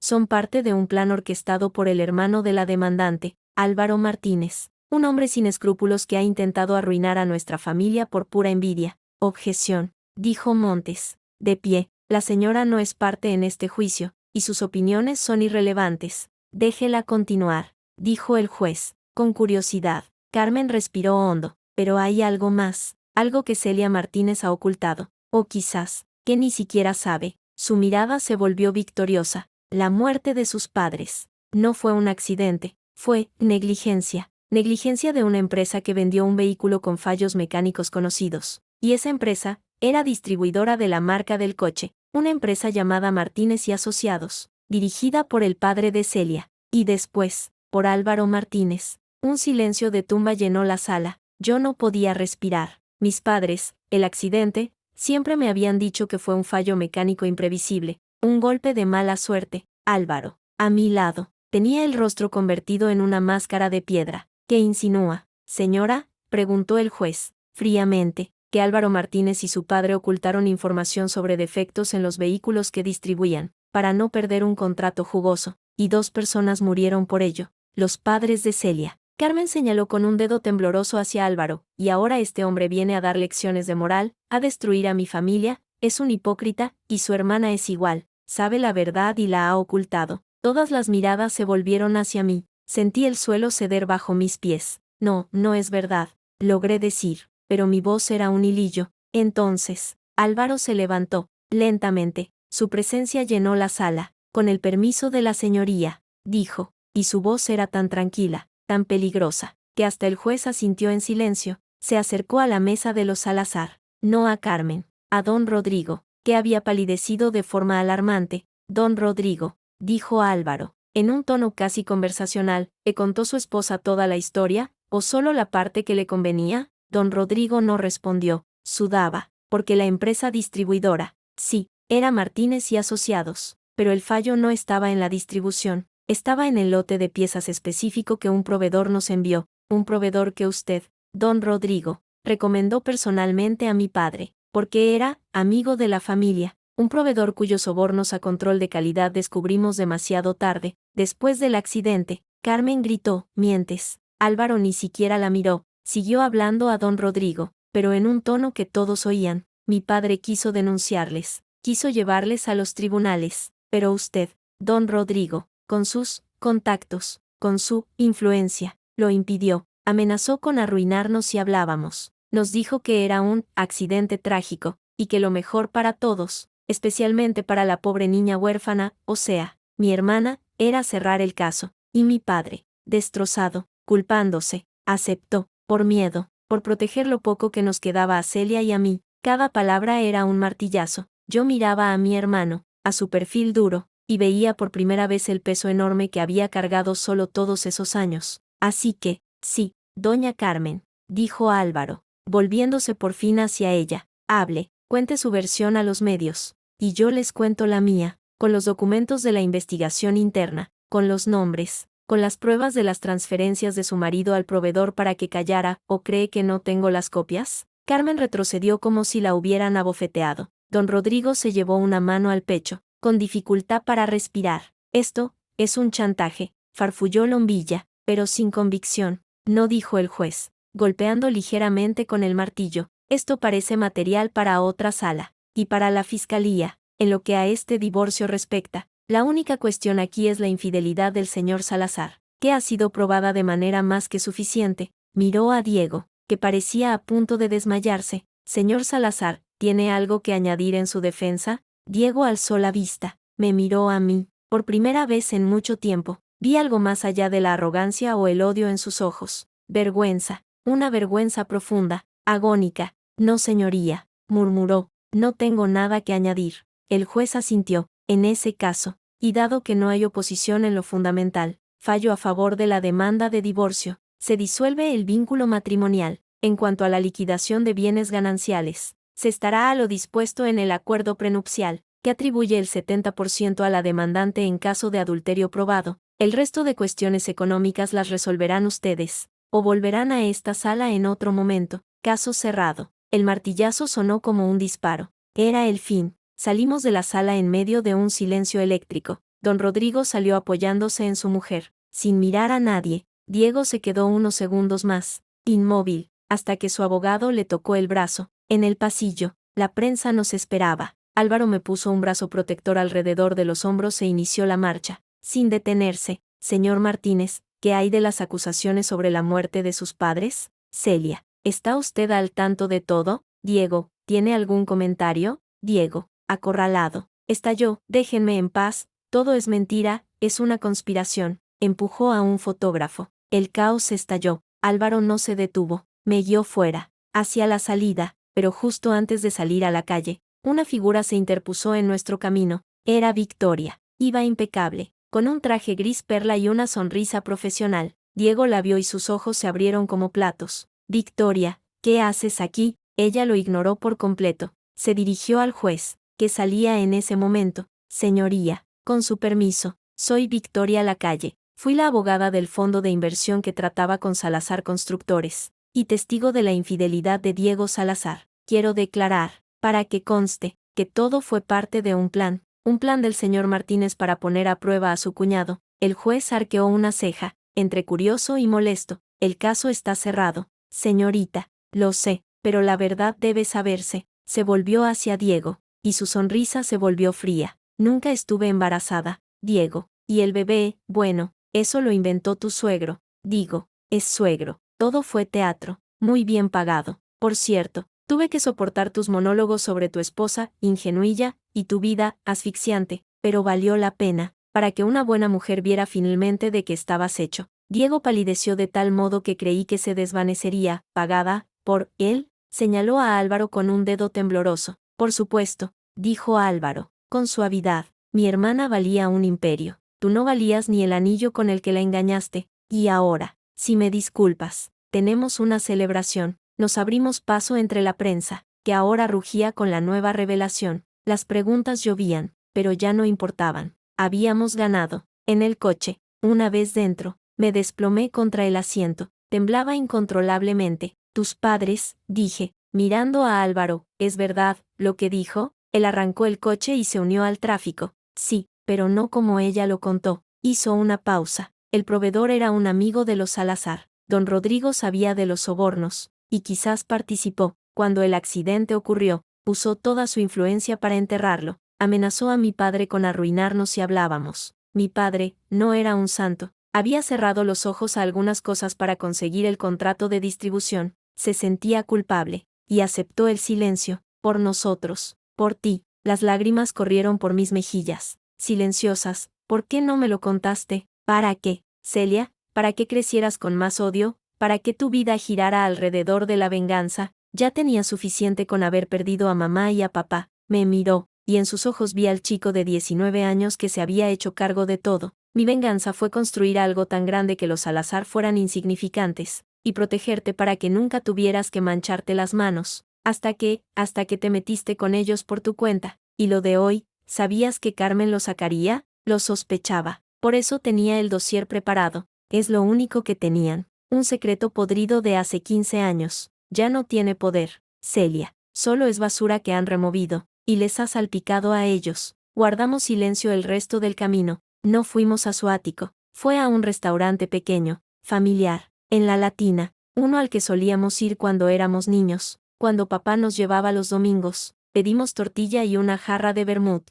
y entonces, por primera vez, hablamos, de verdad, de nuestros padres, de su culpa, de su error, de la carga de Álvaro, de mi ceguera voluntaria. ¿Qué hago ahora? Álvaro, pregunté, con el vaso entre las manos. Mi matrimonio se ha ido a pique. He destruido a una familia, aunque se lo merecieran. No los has destruido tú. Se destruyeron solos. Tú solo apartaste el espejo. Cogió mi mano. Ahora, Celia, ahora vives, por primera vez, sin ser la hija de, la hermana de, o la esposa de. Eres tú, Celia Martínez, y el mundo es tuyo. Sonreí, débilmente. Da miedo, da más miedo vivir en una jaula dorada. Hermanita, créeme. Al día siguiente, las portadas eran brutales. Los Salazar, al descubierto, fraude, infidelidad y un accidente encubierto, la caída de un apellido ilustre, Celia Martínez, de nuera humillada a verdugo implacable. Me quedé en casa de Álvaro,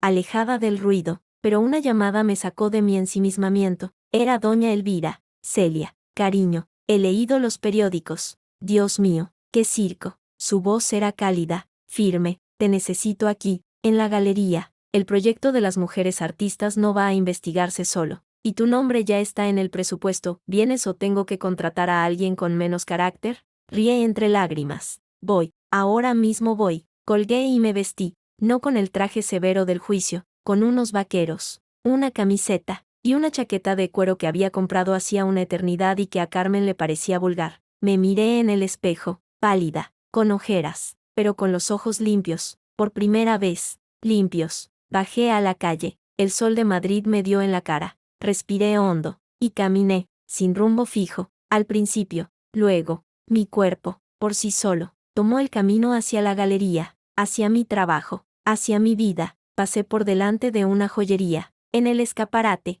brillantes, había anillos de compromiso. Me detuve, y entonces, con un gesto tranquilo, me quité la alianza de divorcio que aún llevaba por inercia. La miré, un aro de oro sencillo, ya no significaba nada. Entré en la joyería. Una vendedora se acercó, con su sonrisa profesional. ¿En qué puedo ayudarla, señora? Quiero vender esto, dije, poniendo la alianza sobre el mostrador de terciopelo. Y con lo que me dé, quiero comprar un bolígrafo, el mejor que tengan. La mujer parpadeó, sorprendida, pero asintió, como desee. saliendo de la tienda, con un estuche de cuero en la mano que contenía un elegante bolígrafo de plata. Sentí que el último eslabón de mi antigua vida se rompía. No era un final triste, era un punto y aparte, una línea en blanco, lista para ser llenada por mí, y al fondo de la calle, entre la gente, creí ver por un segundo la figura de Diego, solo, encorvado, mirando un escaparate. No sentí odio, ni siquiera pena, solo la certeza de que éramos dos extraños, cuyos caminos se habían cruzado y separado para siempre. Sonreí,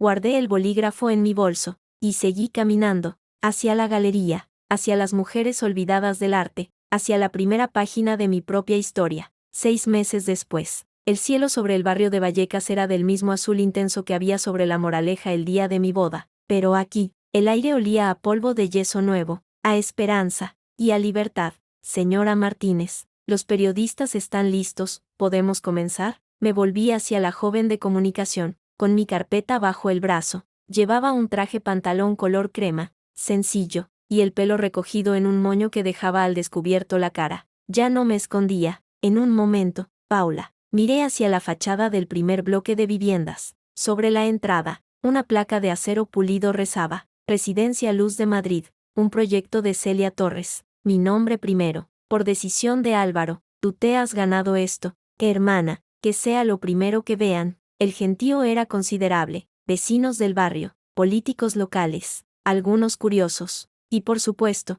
la prensa, no la prensa del corazón que había cubierto el divorcio, sino la económica, la social, la que importaba. Álvaro se acercó, ajustándose el puño de la camisa. Iba impecable, como siempre, pero hoy su sonrisa era despreocupada, genuina. ¿Nervios? Unos cuantos. No estoy acostumbrada a dar discursos. Miente como yo. En el último consejo de administración, les partiste la boca a 3 tipos que te subestimaron. Me dio un golpecito cariñoso en la mejilla. Habla desde aquí, Celia, desde donde duele y desde donde cura. Ellos lo sentirán. Asentí, respiré hondo y caminé hacia el pequeño atril con el micrófono. El murmullo decayó. Sentí cientos de ojos sobre mí, pero esta vez, no me examinaban para encontrar defectos. Esperaban algo. Buenos días, comencé, y mi voz, firme y clara, se proyectó sobre la plaza. Hoy no vamos a inaugurar un edificio, eso lo harán los vecinos cuando pongan la primera maceta en su balcón. Hoy inauguramos hogares. 24 hogares para familias que han esperado demasiado tiempo. El aplauso fue cálido, especialmente de las familias agrupadas al frente, algunas con niños cogidos de la mano. Seguí hablando del proyecto,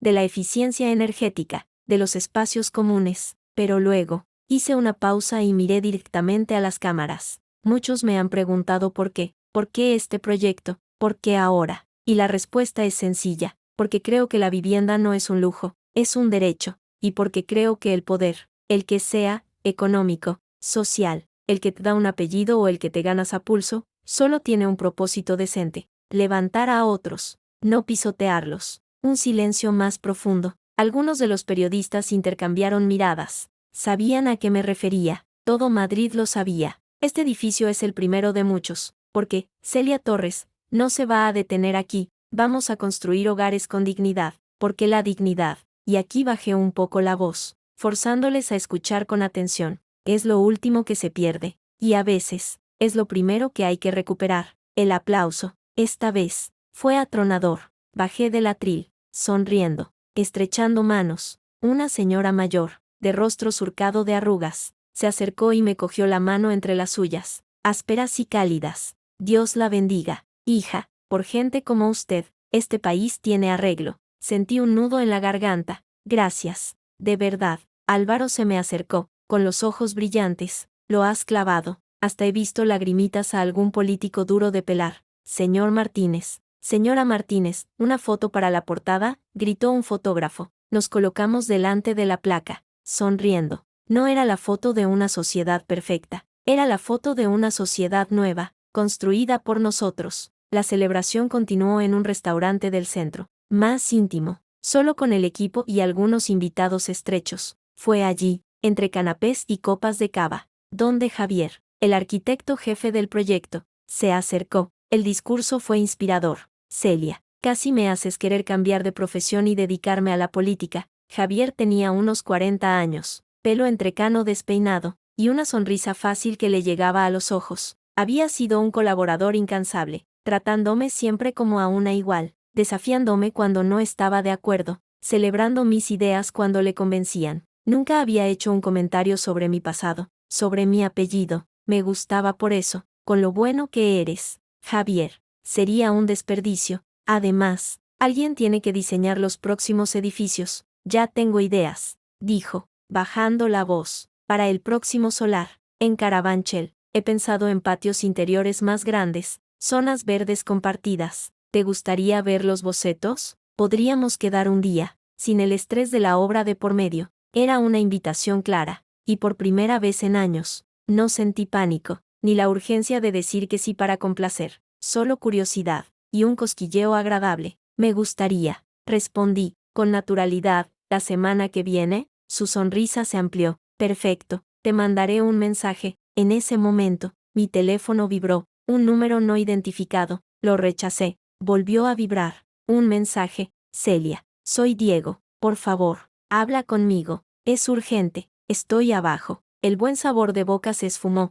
Miré a Álvaro, que estaba charlando con un político al otro lado de la sala. Nuestras miradas se encontraron. Él, con esa antena parabólica que tenía para mis estados de ánimo, frunció el ceño. Asentí ligeramente hacia la puerta. Él empezó a moverse hacia mí. ¿Todo bien?, preguntó Javier, al notar el cambio en mi expresión. Un asunto pendiente. Disculpa. Bajé a la calle. Hacía frío. Y allí, en la penumbra de un portal, estaba Diego. Parecía aún más demacrado que en el juzgado. Llevaba una chaqueta de sport barata y necesitaba un afeitado. No deberías haber venido, dije, sin acercarme. Tenía que verte, hablarte. Su voz era ronca. Olía a alcohol barato. Has hecho todo esto. Eres importante. Lo he visto en las noticias. Y yo he perdido todo, Celia, todo. Mi padre está bajo investigación. La empresa ha quebrado. La finca la ha subastado el banco, tu hermano. El rencor al pronunciar esas dos palabras era palpable.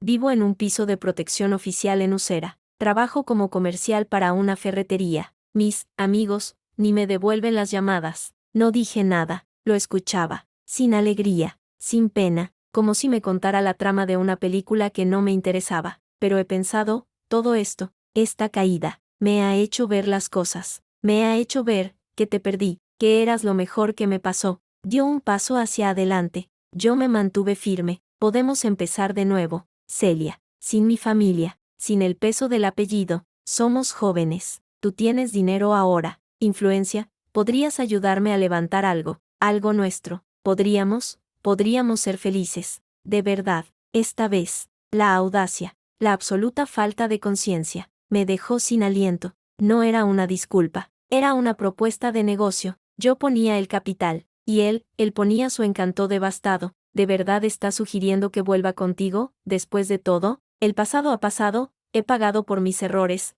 ¿Cuánto más quieres que sufra? Su voz se quebró, pero parecía más frustración que dolor. Mira, sé que te debo una disculpa, y te la doy. Lo siento, ¿vale? Lo siento, ya está, ¿podemos seguir? En ese momento, la puerta del restaurante se abrió. Salió Álvaro, seguido de Javier, que se había quedado atrás, observando con preocupación. Diego los vio y se encogió, pero mantuvo la posición. Creo que la señora Martínez te ha dicho que no quería ser molestada, dijo Álvaro, con una calma glacial. Esto no es asunto suyo, farfulló Diego, pero sin convicción. Todo lo que concierne a mi hermana es asunto mío, y me parece que ya le ha dicho que no, así que va a dar media vuelta y va a irse. O llamo a la policía y les cuento que un hombre con una orden de alejamiento está acosando a mi hermana. Diego palideció. No tengo ninguna orden. Podría tenerla en 5 minutos, sonrió Álvaro. El juez de guardia es muy amigo mío. ¿Probamos? Diego me miró a mí,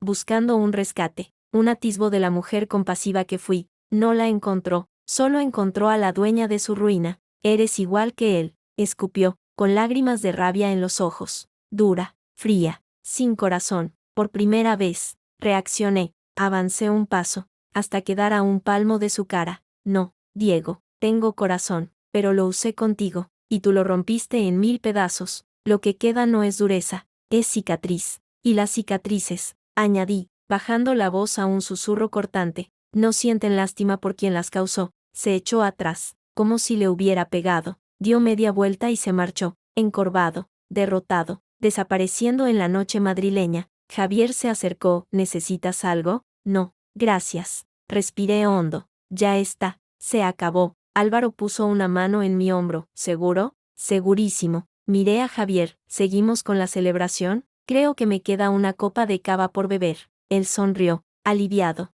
Yo te invito a la siguiente. La humillación final de Carmen llegó de la forma más mundana posible. Un sábado por la mañana, 2 meses después de la inauguración, fui a un supermercado orgánico en el barrio de Salamanca. Iba a comprar café, un capricho, y allí, en la caja rápida, reconozco la espalda erguida, el pelo teñido de un rubio demasiado dorado, pero ahora mal cuidado. Llevaba el uniforme azul de los empleados. Era Carmen. Estaba escaneando los productos de una clienta con movimientos torpes, inseguros. La clienta, una mujer joven con un bolso de diseñador, hablaba por el móvil sin prestarle atención. Sí, ya sé, mamá, es que todo está carísimo. Hasta el personal de caja parece más cutre que antes. Carmen bajó la cabeza, las orejas enrojecidas. Me quedé paralizada, observando desde el final del pasillo. No sentí la oleada de triunfo que tal vez había imaginado. Sentí asco por el sistema que permitía esto, asco por la mujer joven despreciativa, y una pizca de algo parecido a la lástima, aunque dura, fría, como el mármol. Cuando la clienta se fue,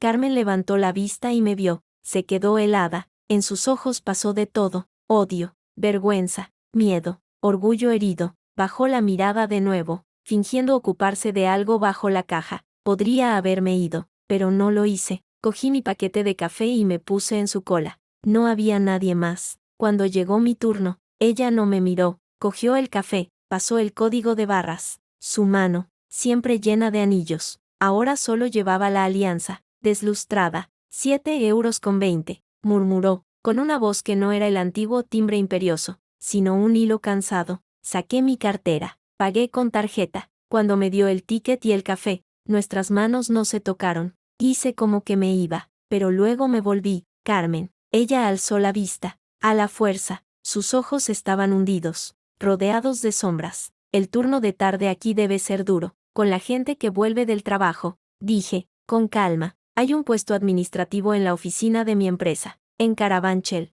Llevar el inventario. El sueldo no es gran cosa, pero es en horario de oficina, y tiene cubierta la formación. Ella me miró como si le hablara en chino. Luego, el rencor volvió a encenderse en sus ojos. ¿Crees que necesito tu caridad, tu limosna? No es caridad, es un trabajo, más digno que esto. Miré a su alrededor, al supermercado. Si le interesa, puede mandar su currículum a Recursos Humanos, a nombre de Celia Martínez. Lo reconocerán. Le di la vuelta y me marché. No dejé propina. No era un bar. Dejé algo mejor. Una salida, que la tomaría o no, ya no era mi problema. Mi gesto no era de perdón, era de piedad. Sí, pero de una piedad que duele más que el odio, porque niega incluso la importancia de guardar rencor. Ella era tan irrelevante para mi vida nueva que podía permitirme darle una oportunidad, como a un extraño cualquiera. Al salir a la calle, el sol de nuevo en la cara, respiré, y por primera vez, entendí plenamente el poder que Álvaro siempre me había descrito. El poder no era aplastar, el poder era tener la opción de no hacerlo, y seguir siendo feliz. Unas semanas después, Álvaro vino a cenar a mi nuevo apartamento, un loft luminoso en el barrio de las Letras, lleno de libros y cuadros que me gustaban a mí, no a un decorador. He traído vino y noticias, anunció, dejando una botella sobre la encimera de la cocina abierta. ¿Buenas o malas? Depende del cristal. He vendido el último activo de los Salazar, el edificio de oficinas de Princesa, a un fondo de inversión danés, creo, y he creado una fundación, con los beneficios, la Fundación Luz, para financiar becas de estudios para mujeres en situación vulnerable, con tu nombre como presidenta del patronato, si quieres. Dejé el cuchillo con el que cortaba verduras. ¿Por qué, Álvaro? Ya has hecho suficiente. Se sentó en un taburete, su expresión seria, porque la venganza sola deja un vacío. Celia, es dulce, sí, pero se acaba. Hay que construir algo sobre las cenizas, algo bueno, para que todo ese dolor, toda esa mierda, haya servido al menos para eso. Me acerqué y le abracé, a mi hermano, mi roca, mi cómplice, mi héroe imperfecto. Gracias. De nada. Ah, y la otra noticia. Diego se ha ido a Alemania. Un primo lejano le ha conseguido trabajo en una fábrica. Dicen que se ha llevado a su madre, a Carmen. Al parecer, aceptó tu trabajo, pero duró 2 días. No podía soportar que la gente supiera que trabajaba para ti. Ya veo. No supe qué más decir. Era un capítulo cerrado, un libro devuelto a la estantería. ¿Y tú?, me preguntó, sirviendo 2 copas, este arquitecto. Javier, ¿qué tal? Sonreí, un poco ruborizada. Va despacio, que es como me gusta. Me trata como a Celia, no como a la ex de Diego Salazar o la hermana de Álvaro Martínez. Es refrescante. Bien, que se lo tome con calma, o tendrá que vérselas conmigo, bromeó, pero con un destello protector en los ojos. No lo necesito, Álvaro, ya puedo vérmelas yo sola. Él levantó su copa. Ese es el brindis, por Celia Martínez, que empezó sola, y que, por fin, puede elegir no estarlo. Brindamos, y en ese momento, supe que tenía razón. La venganza había terminado. La vida, la mía, acababa de empezar. Epílogo. Un mes después, firmé el último documento de la exposición con mi nuevo bolígrafo de plata. Mujeres invisibles. Artistas españolas 1900 a 1950. Mi nombre, como comisaria, en letras grandes y elegantes. La sala del museo estaba lista. Las luces enfocaban los cuadros, rescatados del olvido. Doña Elvira se acercó, con lágrimas en los ojos. Estoy tan orgullosa, Celia. Lo has hecho. No solo esto, todo. La abracé. Fuera. La noche había caído sobre Madrid. Bajé las escaleras del museo, sintiendo el eco de mis pasos en la piedra. En la puerta, Javier me esperaba, con 2 paraguas, porque el cielo amenazaba lluvia. ¿Lista?, preguntó. Listísima, respondí. Caminamos bajo los primeros goterones, que pronto se convirtieron en una lluvia torrencial típicamente madrileña. Corrimos, riendo, hasta refugiarnos en la marquesina de un bar. Desde allí, vi mi reflejo en el cristal mojado, una mujer con el pelo mojado, sin maquillaje, sonriendo. Libre. Sonó el móvil. Un mensaje de Álvaro. ¿Dónde estáis? Que se os va a enfriar la cena. Javier leyó el mensaje sobre mi hombro y sonrió. Tu hermano es intenso. Sí, reí, pero es el mío. Le cogí de la mano. Vamos, que mi hermano odia esperar. Y echamos a andar, juntos, bajo la lluvia, hacia la luz cálida que se filtraba por la ventana de mi casa, donde me esperaba mi familia, la que me tocó, y la que estoy construyendo, los Martínez. Al fin, habíamos empezado, y esta vez, la historia la escribíamos nosotros.